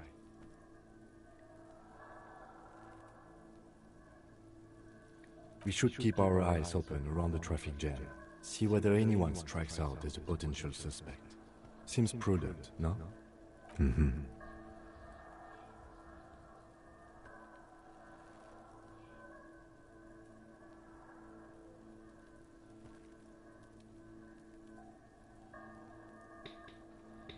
Gabriel Lopez, do you mean like going back to the main room? 200? Could it be the combined weight of 2 people, one carrying the other who's tied up? Let's say a heavily built worker. He might be right. 200 kilograms of living weight is unlikely. Possibly, yes. But why? Yes, they could have used a makeshift stretcher or just march him up to the gallows. Even easier to carry on a stretcher, or between 2 men. Anyway, it's for future consideration. What else can you see? A week, maybe? 7 days would fit the time frame provided to us by the caller, who reported the hanging. It is not impossible. I pulled last week's forecast for coastal Havashon. 7 days below freezing. The day before, the day of his hanging, was the last warm day. Correct again. Sub-zero temperatures would preserve the tracks in a good state. A woman? Or a kid? Okay. How do you know? He knows it's hard to discern sex from a person's gait. Understood. Anything else? What do I think? A mob of people brought something heavy to the tree. One of them was carrying the victim. They shuffled around. Then, after hoisting him up, they stood in a semicircle facing his direction. Indeed. They all stood in a row here and looked at the tree. Yes, everything fits so well. Carried him over, hoisted him up, watched him hang. This is easy. The lieutenant's eyes narrow. He's thinking to himself. Either way. What else?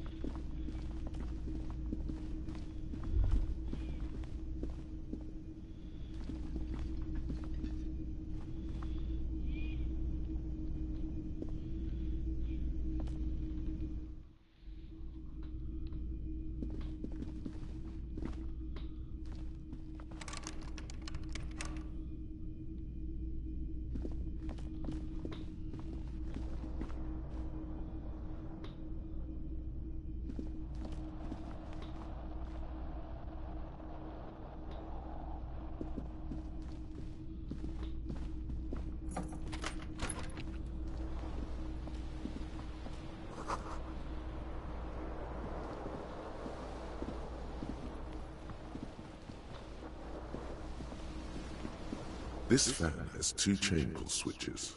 One ends in a tiny fan, the other in a light bulb.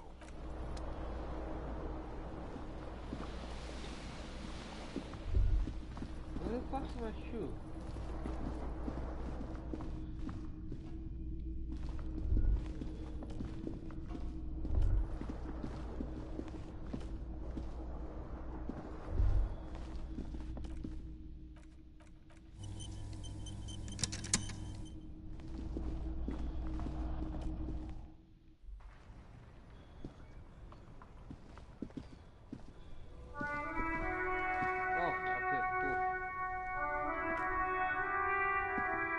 Yes?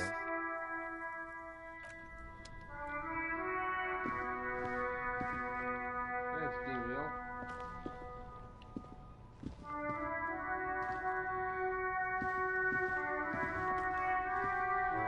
Give me a sec.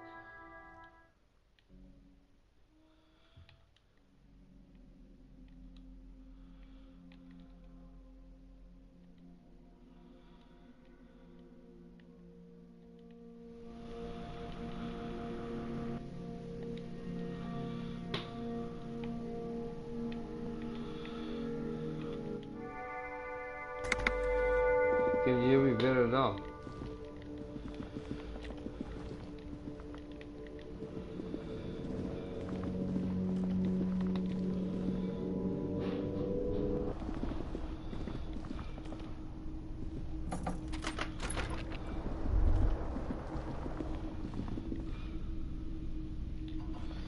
Awesome. A mirror hangs above a bent and broken sink. In a fierce discharge of masculine energy, someone has ripped half the faucet off. Was this not the same evil that founds empires and lays waste to cities, virile, uncaring towards the little things? Probably not, no. Hot water sprays from the faucet's base, and steam covers the mirror. You cannot see yourself, just a vague impression of a man. Suddenly, you realize you have no memory of the face that awaits you there, as you slowly reach your hand towards the surface of the mirror. Yeah, there is definitely something wrong with it. Where to even begin? There is the bloatedness, then the swollenness. It's like there's an upholstery of alcohol underneath your skin. Bet you are. Your nose feels like a small balloon in the middle of your face. It hurts when you honk it. It doesn't appear to be a particularly tiny nose either. Not with all the drinks absorbed for you.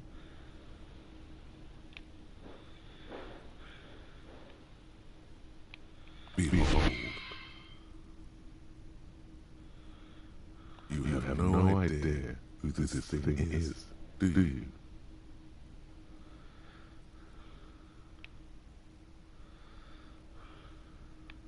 Whatever it is, at least it's dead now. There's clearly rigor mortis on your face. Oh wait, is that an expression? Are you trying to make an expression with that face? Please stop. It's horrible. You're scaring yourself. You can't, can you? It's like it's not even voluntary anymore. You've worn that grin to your face, and now it won't come off. What does that even mean? What is the emotion you're trying to convey?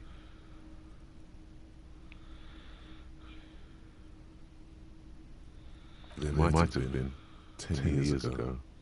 It's little more than a cadaverous Gabriel, what do I choose? You gotta help me here, bro. 1, 2, or 3?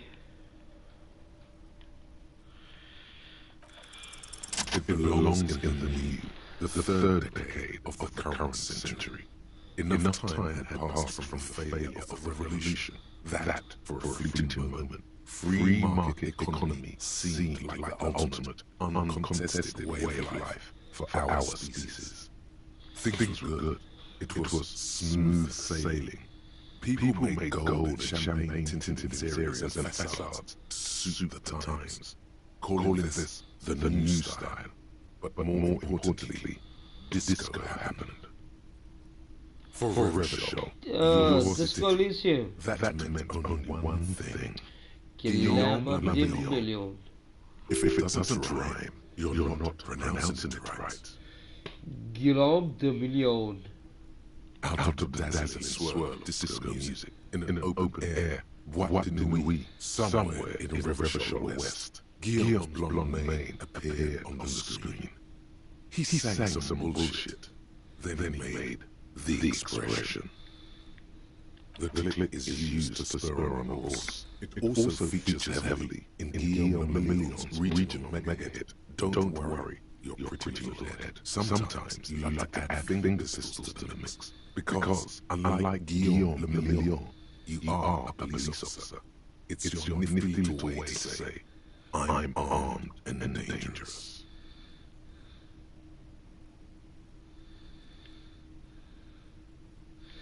Oh, okay, that's brilliant. Gabriel, please subscribe to my channel. I need your help. Or just hit a like. You have some understanding of the mere history of disco, plus the trivia you've picked up along the way. Episodic memory, however, remains in the Thank you, Gabriel. I'll also subscribe to you. You should. Gabriel Lopez Romero. Okay, cool. There is a vast ocean of time between right now and the expression looking good on you, or anyone. 2 decades, if the calendar is to be trusted. Humanity has run around that time. It's a different world now. The expression is a relic. Everyone loved it. Maybe you thought some of the stardust would rub off on you. Maybe it did. Either way, it's all gone now. Only the grimace remains. Everyone loved it. It doesn't have to be. You can swoon over Guillaume in a champagne-corked smile whenever you want to.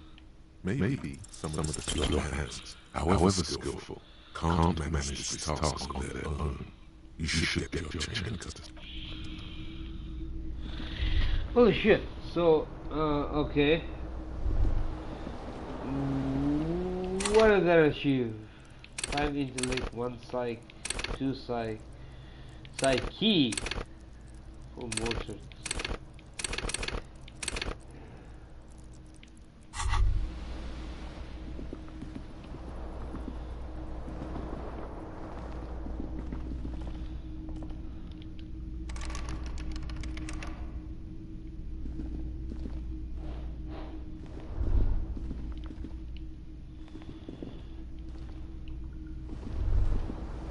Kim also tries not to look at the pile of take viscera on the carpet, or the weird suitcase on the hat rack, or the potted plant dying in the corner.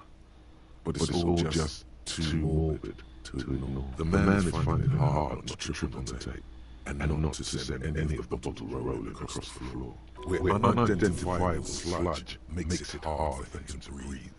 Smells of vomit in the air. I can see that.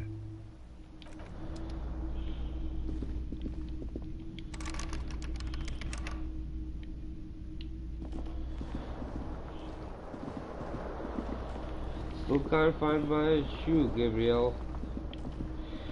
Wait. The bed is cold and not particularly inviting, but it's yours. The sheets look awful. The option to go to sleep becomes available every night after 9 p.m.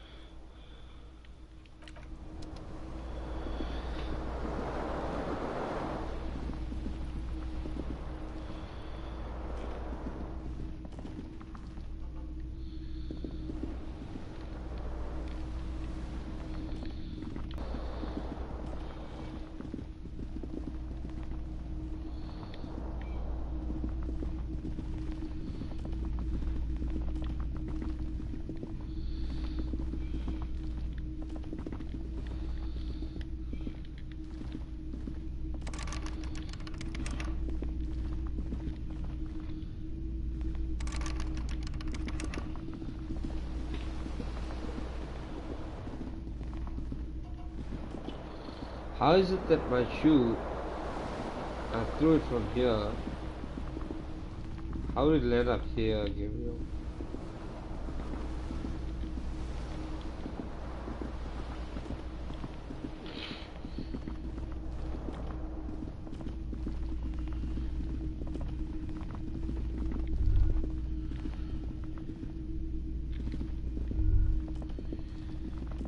me hear your advice before I move on.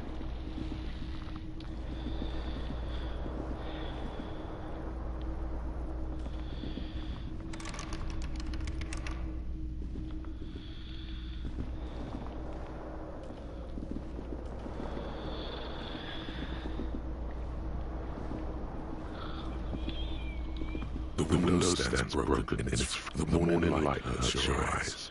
It's the morning light hurts your eyes.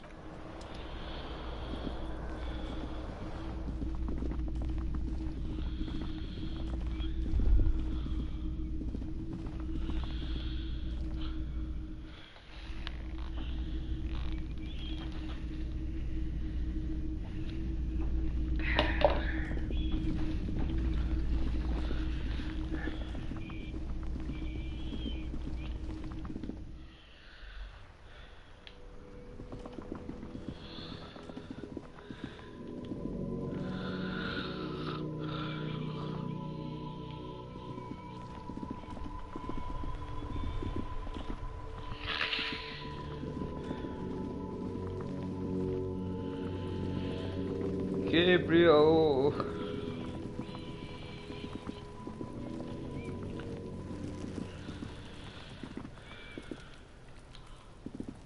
I'll die before I squeal, pig. Stay away from me, pig.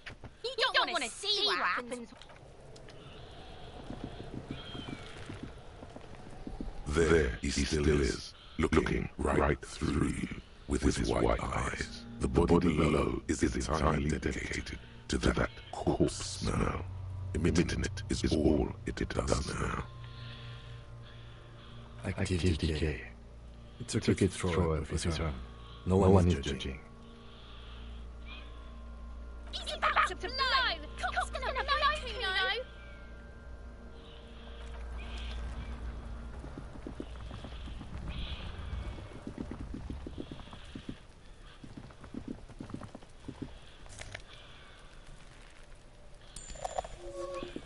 Money.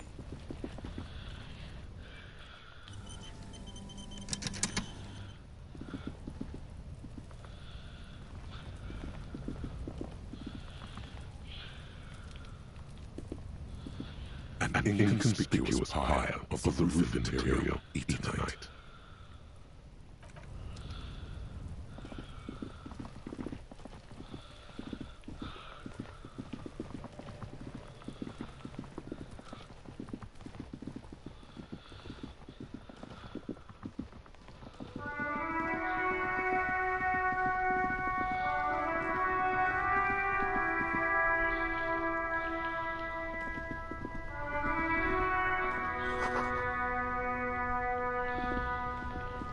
Yeah, NWA. I can't believe it's snowing again. It felt like springtime, just excuse me? She shifts in her seat awkwardly. Sure, I'm done with them. Go easy on that stuff. It gave me a terrible headache.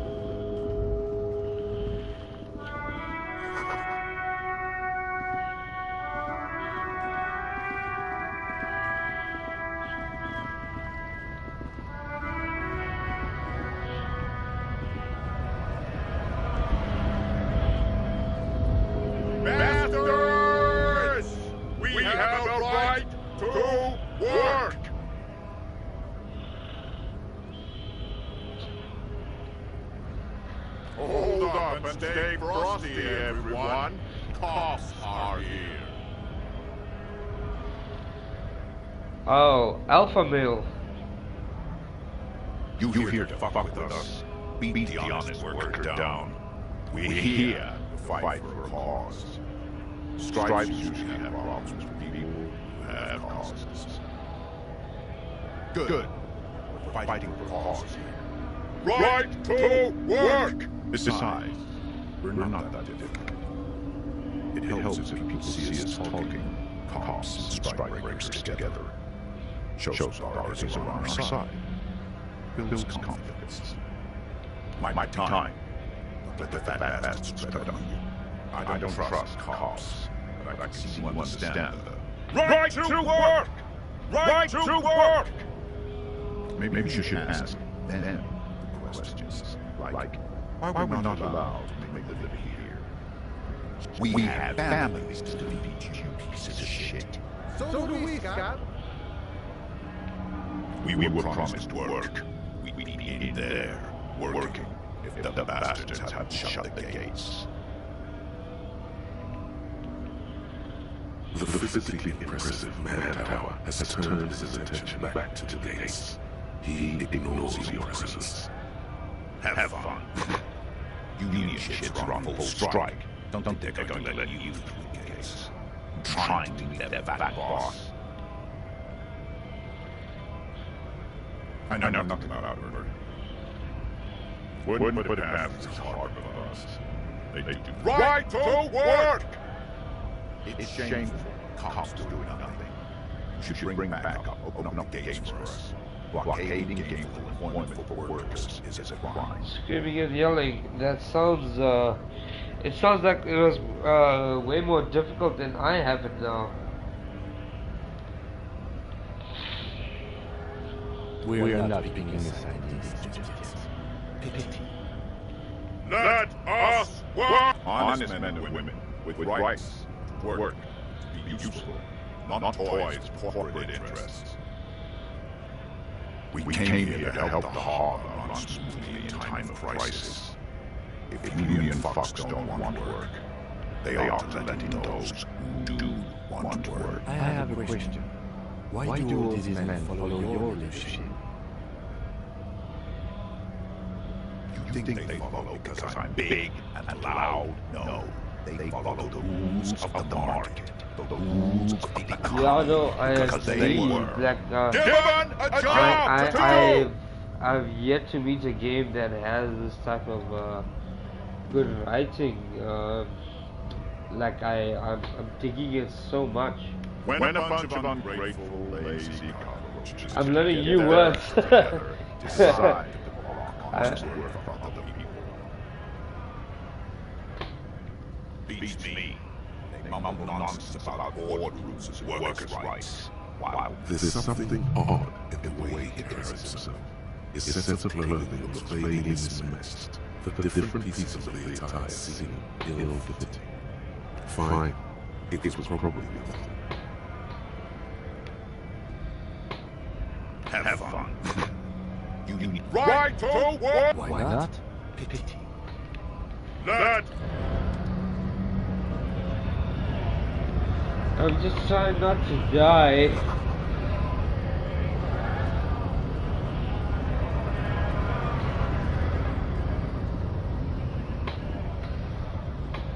Ah, okay. Yeah, no, I listen to my gut, but half the time I end up dying.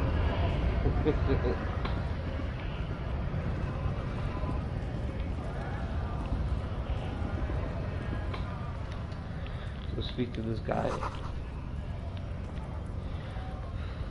For goodness sake.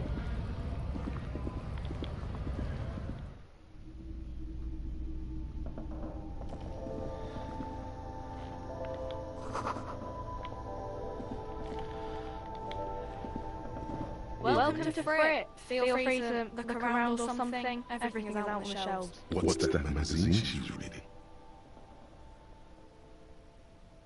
I don't know. Frit? Ah, duly noted, Jacob. Thank you. Much appreciated. I think they think that the extra T makes it funkier. It doesn't.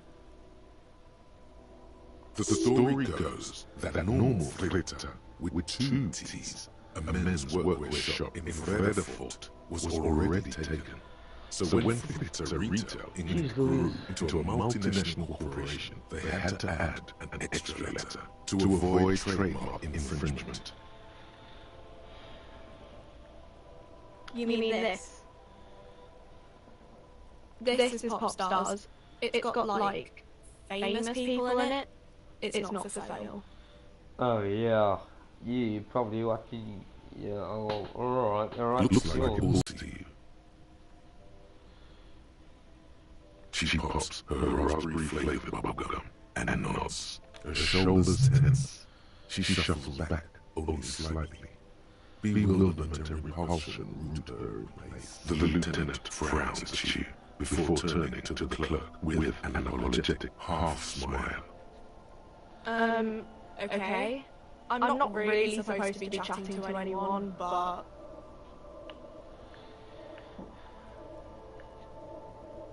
I don't really know anything. I mean, I know it's there, but I haven't seen it, so...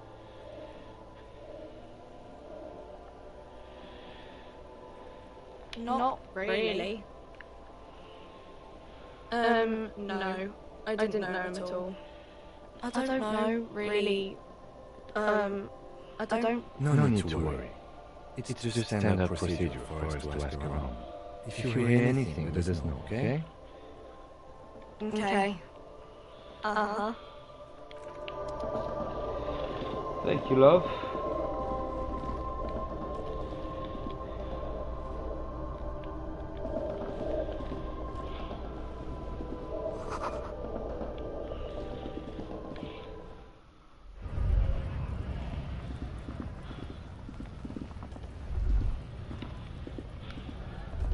Welcome to Revachol.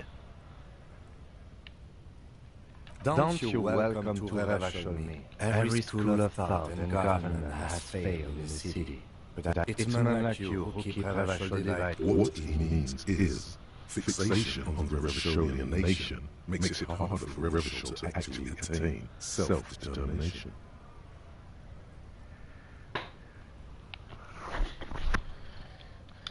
Come on, man, I just said welcome to Revachol. It's a lorry driver thing. I know exactly what you meant.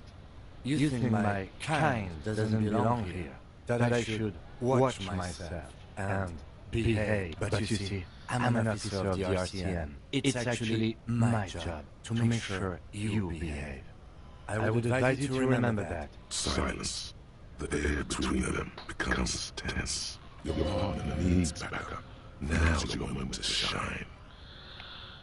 Fucking A, Kim, I've got your back. Give the lieutenant a punch on the shoulder. Well, I think we all learned something here. Smart lorryman. Now that's settled, we have a couple of questions. You two make a cute couple. You know that? The lieutenant exhales and resumes his regular calmness. Whatever you say, officer. Oh, officer. He smells of heavy motor oils and his breath of high tar content cigarettes, probably Astra Whites. Oh, not much anymore. I'm here to pick up some cargo, but the dock workers are on strike, so it's a sit and wait on your ass situation. Oh, right then. How long has this been going on then? Apples. Apples? Apples is exactly the kind of thing you'd say if you had something to hide. Yeah, you are lying. Apples. I take it you had other questions? It's about biological determinism, natural law, the sorting of the races. Not the most popular topic nowadays, with the coalition in charge and all. You might want to change the topic. That is, bury your head under the sand like common sheep. So you're British and you're French, brother? Oh, I'm not you're a a just racist. Look, I've read books. Huh? The science of racial theory has all been proved. Even if some people... You're racist, you're British, and you're French. People who studied these things said that you and me are superior by design. So, naturally, we Occidentals should be in charge. Obviously, you can see the merits in that.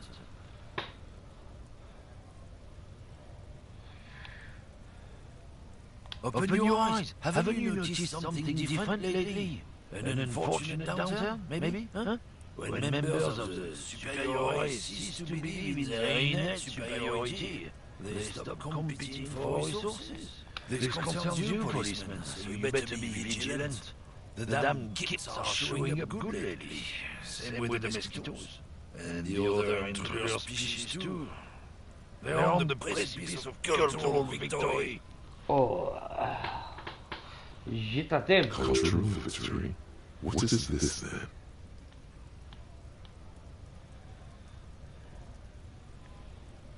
It's true. Also, you need to realize the dangers of mixing races. Who knows what might happen if people don't stay in their birthplace? You might end up with a new sub-race, with unknown characteristics, leading to extra competition. That's why you've got to control the offspring. Don't push your luck, Runt.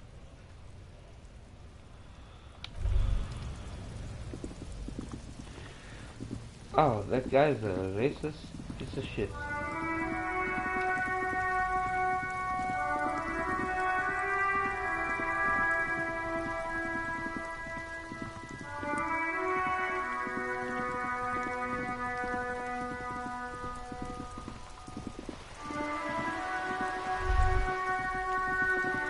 Hello, bro. Who are you? Have you no shame?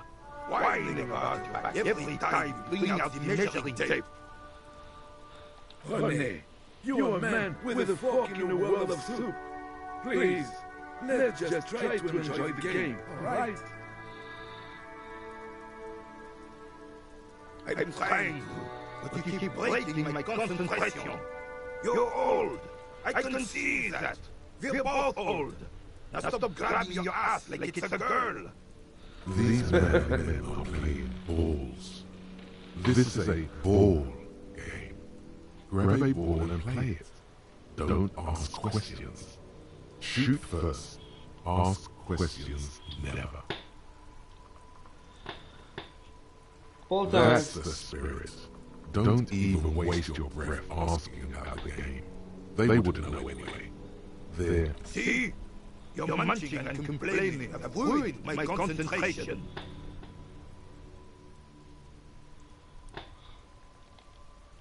Could the objective of the game be to throw the metal ball so it lands by the wooden ball? Ah, mon Dieu. The pain in my back is unbearable. I can't even say if it's in my back or hip anymore. Feels like it's in both. I hope you pass out from it. You goddamn jellyfish. Men like your reasons is actually thinking. Trying to throw something as close to a predetermined point as possible. Measuring. This must be the age-old game of a tank. Hey. Shush. Ignore them. They don't know what they're doing. They're old. You are letting down yourself and the team. Get in the damn game already. Eyes on the ball, Dinky Winky. Sure, officer. I am René Arnaud. And my specially abled partner here is Gaston Martin. Gaston. How can we help you? Unfortunately, I don't. And like most of the locals, I have no qualms about assisting law enforcement. But this affair has passed me by completely.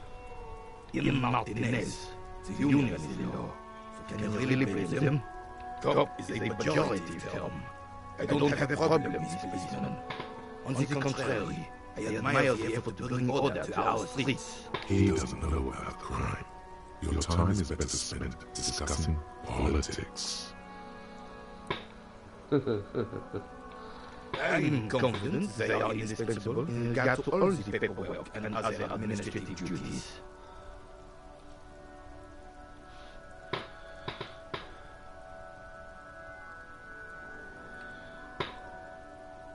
I know the kind. Gaston here is the same. A weather vane. Never stood up for anything in his life either. Oh, honey. If you only knew life beyond confrontations, conflict, and extremities. Yes. The terrain here provides an interesting variety to a familiar game. Yes. It was left by heavy artillery fire. Why what? Because that's what happens when communards hijack your country, execute your supreme leadership, and turn your capital into a slaughterhouse. You use heavy ordnance to clean up your home. Sadly, no. It was the foreigners who brought them to their knees. We fought valiantly. Too valiantly. So valiantly we got licked. Should have fought dirty, like they did with their suicide sex cult propaganda and mad anarchist women strapped to shrapnel bombs. We didn't though, and we lacked caliber. God bless him, but the suzerain's cannons simply weren't big enough. It was probably a bit more complicated than that.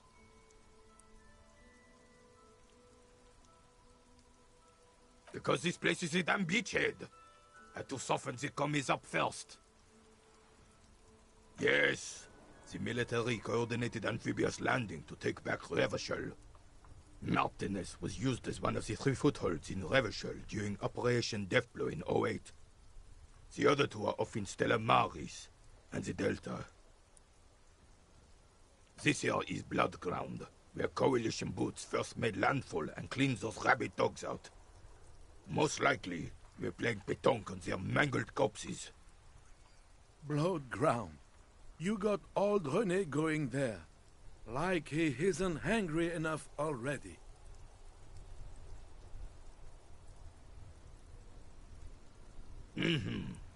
Don't get me wrong, officer. I hate those foreign dogs, but the enemy of my enemy and all that. They're the lesser evil. Yes, damn it. I know! They laid the fire of hell on the city before they stormed it. And it worked, too. The rest of the city got cleaned up, but Martinez they keep as a monument. And now the Union Socialists are practically running the place.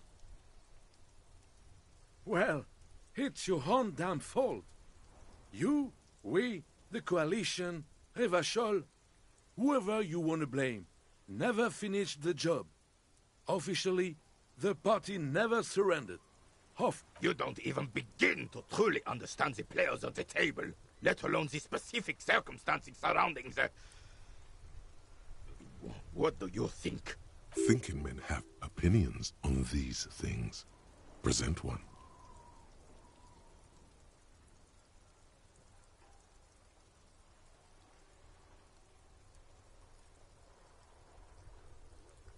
I'm just so damn sorry it had to be the coalition. After 8 years of fighting those hyenas, boiling cats for food and drinking piss in the mountains, I would have preferred if the Right Honorable King Guillaume returned through Revachol, or even if that damn clan Frisel had risen from the grave and led us. Sadly, that was not the case. Instead, all that is just, holy, and beautiful in the world was wiped away, and now it's neon signs with toothpaste ads everywhere. Foreign influence peddling garbage and stupid music on the radio. This is just what the commies wanted. This was their plan all along. The suzerain is the king. Has everyone forgotten already? They've forgotten already. It's no use talking to you. You were still in Daddy's balls when it happened. When we... All you observe... This is the uniform of the Royal Carabineers in service of Frisel the First, Guillaume Le Lion, and the valiant King Philip V before him. Don't you mean Fristel the Fan? You do not speak his name, Craven, although he was a clown. But he was our clown, ours to ridicule. And there's something you missed. You will get to it. Don't worry. Unfortunately, I don't. Unlike most of the locals, I have no qualms about assisting law enforcement.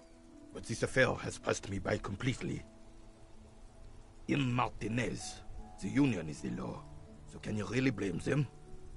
Cop is a pejorative term. I don't have a problem with policemen. On the contrary, I admire the effort to bring order to our streets. He doesn't know about the crime. Your time is better spent discussing politics. If I knew, I would not be afraid to tell you. I simply don't. I'm an old man, not a coward. The daily business of the riffraff no longer concerns me. It is true, sire. He knows nothing.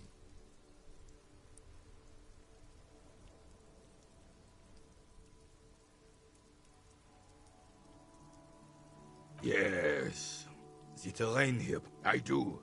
Fire from heavy artillery.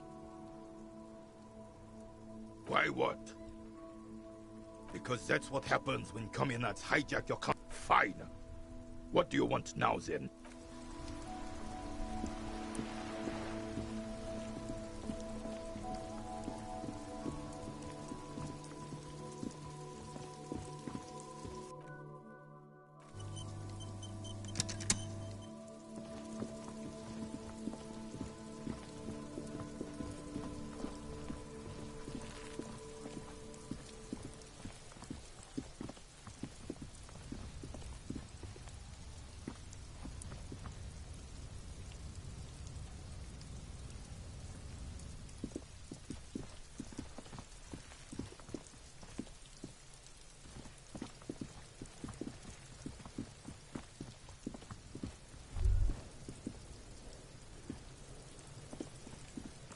This trash container is locked.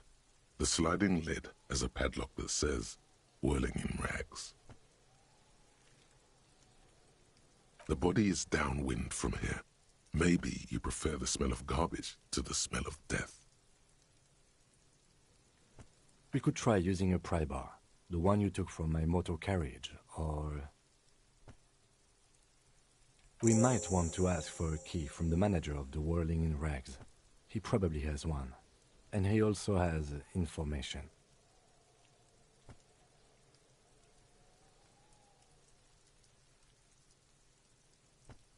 The body is downwind from here. Maybe you prefer the...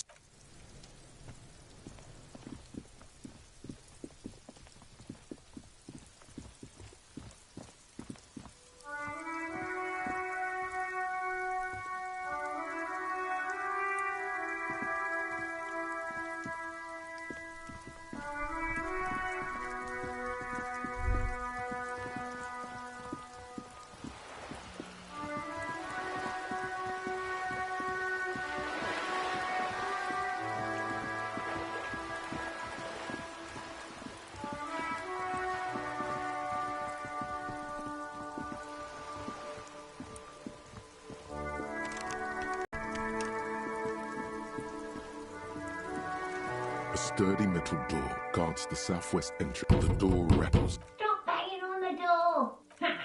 The police? No. Go check the Backyard door. There must be another entrance to the east.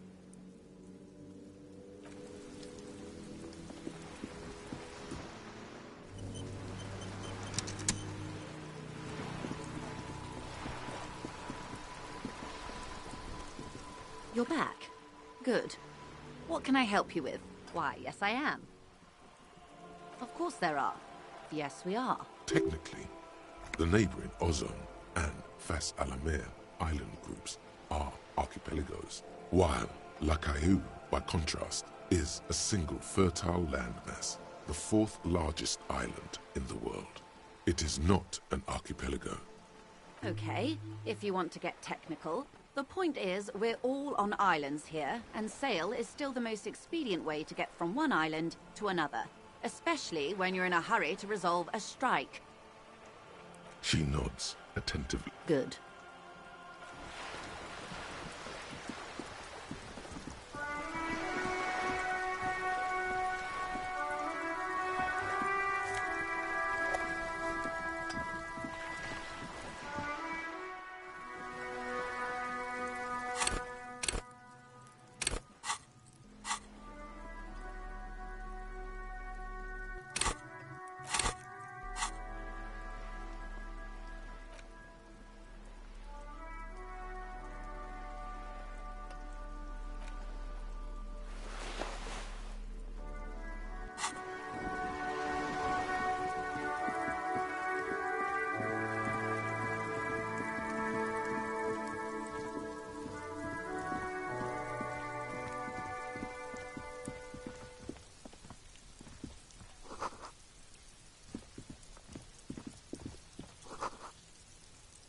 Hey, what's that noise down there?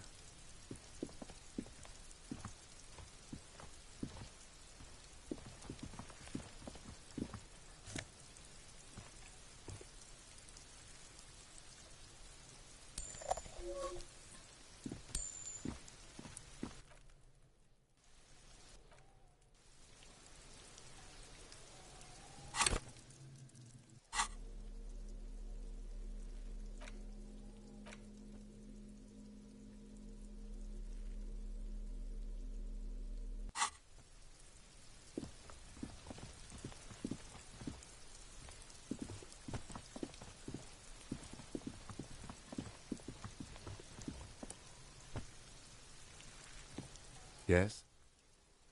What do you want to know? Good.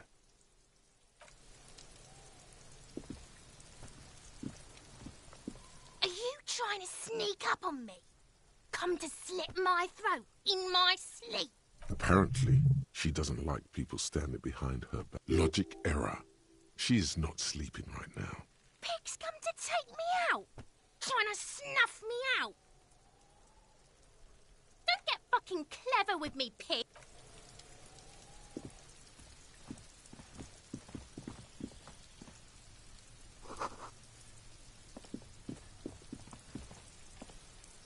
There must be another way into the building.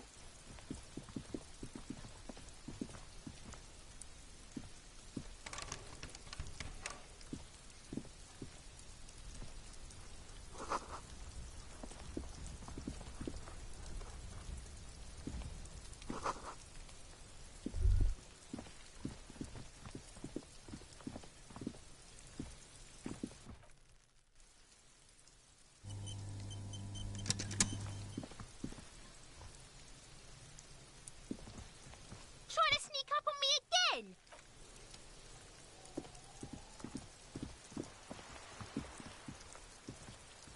Just an ordinary wall. Nothing to see here.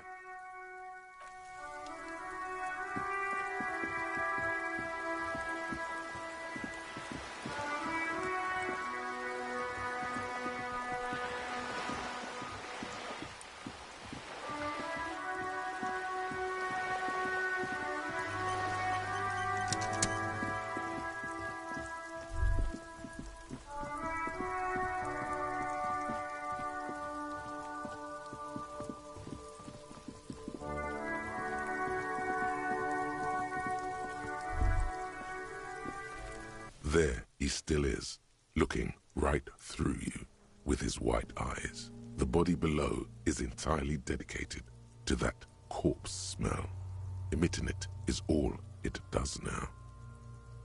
Active decay. He's about to blow. Cock's gonna blow, Kuno. Active decay. He's about to blow. Cock's gonna blow, Kuno. The second time, not so much. When the vomiting is done, your cheeks are wet with tears.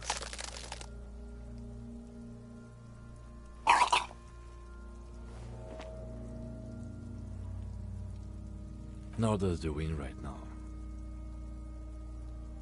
I've seen strong men turn themselves inside out for hours. You are facing tough odds here. Alcohol withdrawal makes it considerably harder.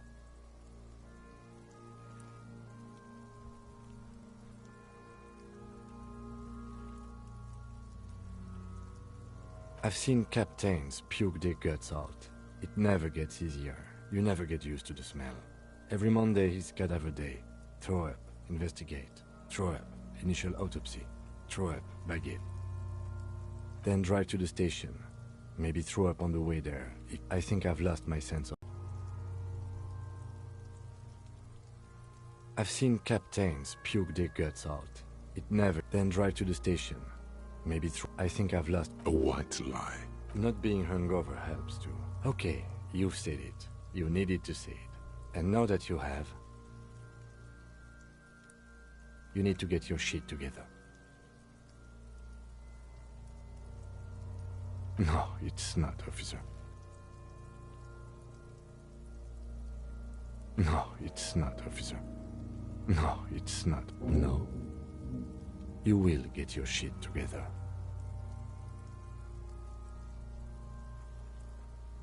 For a moment, the hanged man appears to smile. His lips are red, like a clown's. Bitch fight, see? Bitches are at it. Bitches about to kill each other, I think. We should go and do something else. Give it half an hour. Then come back when you've gotten your act together. You've gained a thought. When this dialogue is over, go to your thought cabinet and internalize it for special...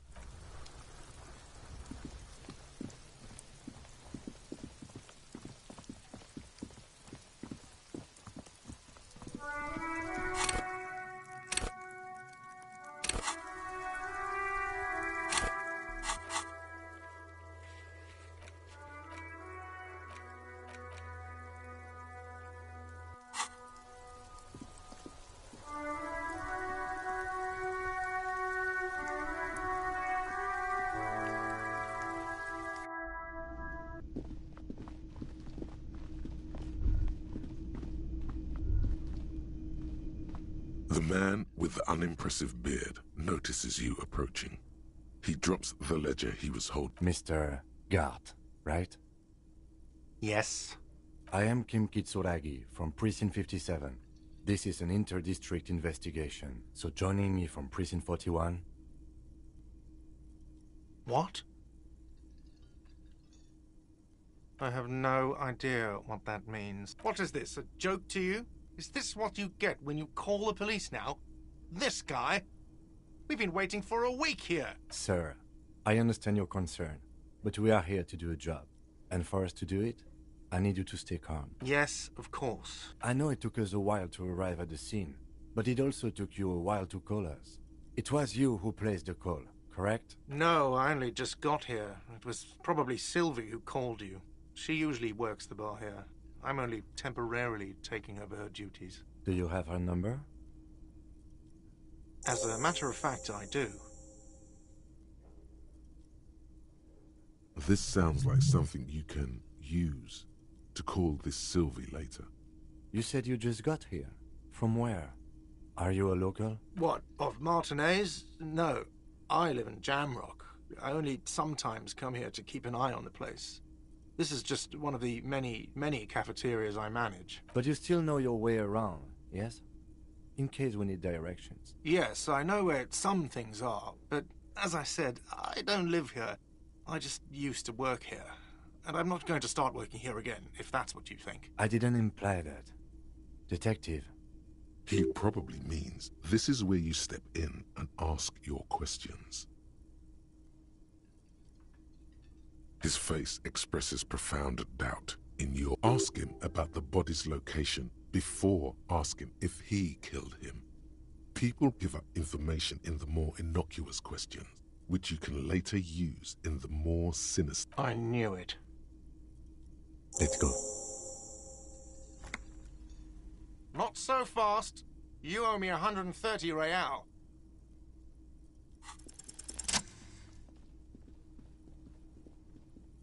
As you blow this joint, behind you, a whiny voice shouts. Real mature, man.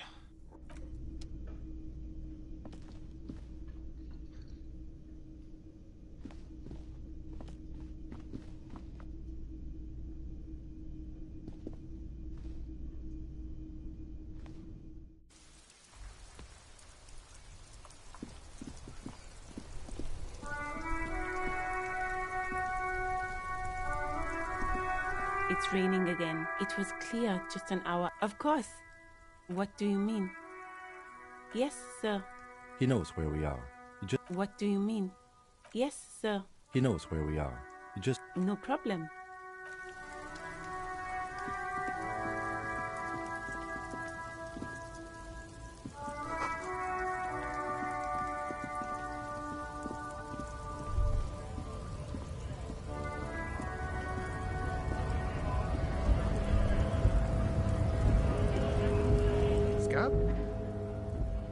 You're hazy on the notion of a scab. Smells like politics, though. Maybe it's got something to do with the flask he reaches for from time to time. A kind of a worm, content with mere survival. They come, they want to do our job for shittier pay, screwing over both themselves and us. Everybody loses. Beats me. Somewhere in the ground, I think. Gotta be bloody stupid or freaking evil to scab. Or I guess, scared maybe. But scared of what? Of who? Personally, I'd rather beg than scab. If the gentleman shouting on the street came begging, maybe we've explained the matters, but they don't— Big guy. He means the leader of the scabs. Good one, officer. Don't worry. Imagine, you cops going on a strike, but speaking of, what brings the RCM here? To the wild north? Come, my friend, I respect the right to roam. The open range awaits. I don't operate in that capacity. If it's all so simple, why don't the strikebreakers just go up the stairs? Aye. Walk right past Measurehead and go in. Yeah, the 2.5 meter tall Semini supremacist there. Walk right past him, then press the button to unlock the door, then go past him again, and you enter the arbor through the office. Está. The man whispers a jaunty tune. A coastal breeze ruffles his hair. You know, serious business. I'm sure the big boss will be glad to tell you. He's a chatty guy. Wants to talk about the strike too. Just can't break the command structure and tell you now. Murder, huh? That sounds like a lot of hard work. You'd never see me investigating a murder. I don't believe you. Post L'Aventurier said the same thing. They tried to get me to be their postman. So fun, so easy, they said. It's just walking. It wasn't. I'm doing much better here.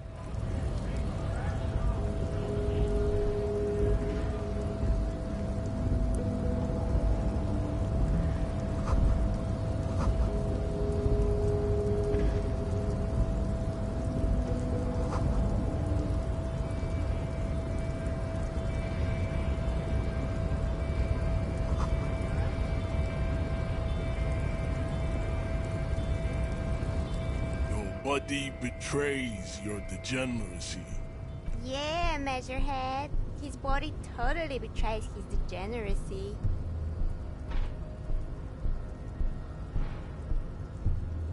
You have succumbed to Al-Ghul. You reek of it.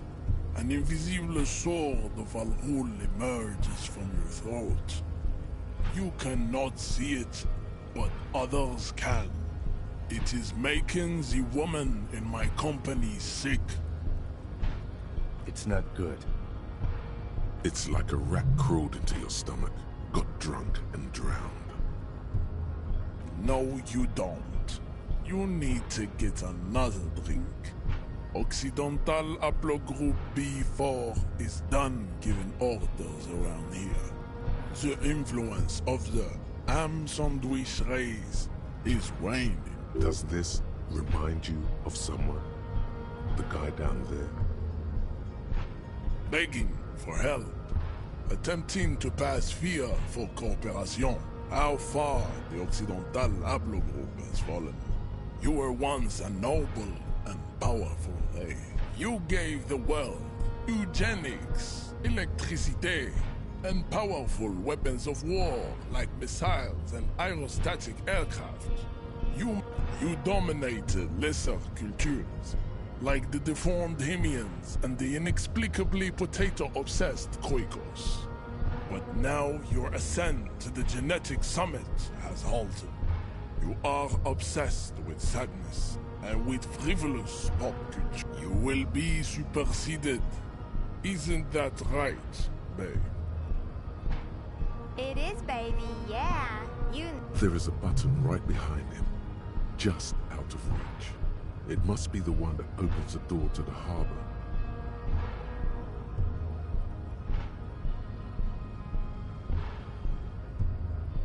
Enough with this begging. You should leave the stage of history with dignity by inviting the other races to a great world war. Bring your troops to the Seminine Islands and to Boogie Street, and we will pulverize you. When you are gone, we will build a museum for you. The walls will be lined with bottles of Al Ghul, your beloved beverage. Inside, we will store the odes to homosexuality you call art, and your microcephalic skulls. There may be a peaceful solution to this. You could internalize Meshahed's race theory. He would take you as one of his own. Well, not as such. What you do with a mastery of advanced race theory is up to you. You could reject the findings, sure, or accept them and become an advanced racist. Ask what kind of races there are first. Classification is core to this stuff. Yes, better not to expand your mind in this. Don't be vulgar. Why, Mr. Clare is a man of vision and mean jam. Individualism.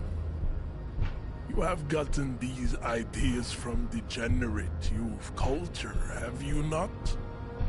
You have picked them up from offshoots of the Seminoles people invented disco while having sex under the influence of cocaine.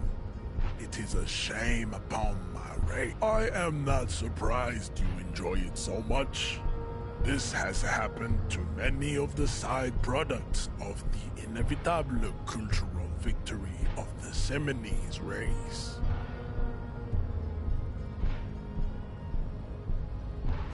I can see that. The Seminoles are the South Island race, haplogroup A4A, the rightful masters of the Insulindian archipelago. We are the future. I am a descendant. The narrow streets of Ulumbuir are with me in my genetic dreams. I see young Seminoles women walk into the grey mass on Ile de Fantôme, waiting on immaculate conception from the pale. No. I have heard about it on the radio. I'm from Couronne, and no, it is not just in Revachol. The city is central to the Simony strategy. Spreading through its trade networks, our culture will dominate. You have heard enough about our phylogenetic secrets for today. You have extinction to come to terms with, and never getting into the harbor.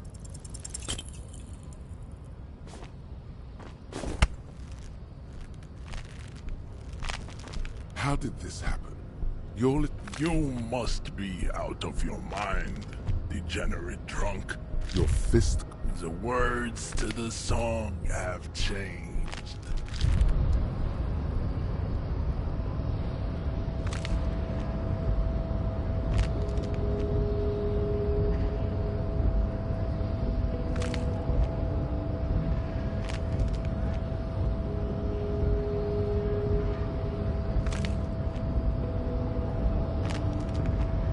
You feel something in your chest, an unnatural pressure.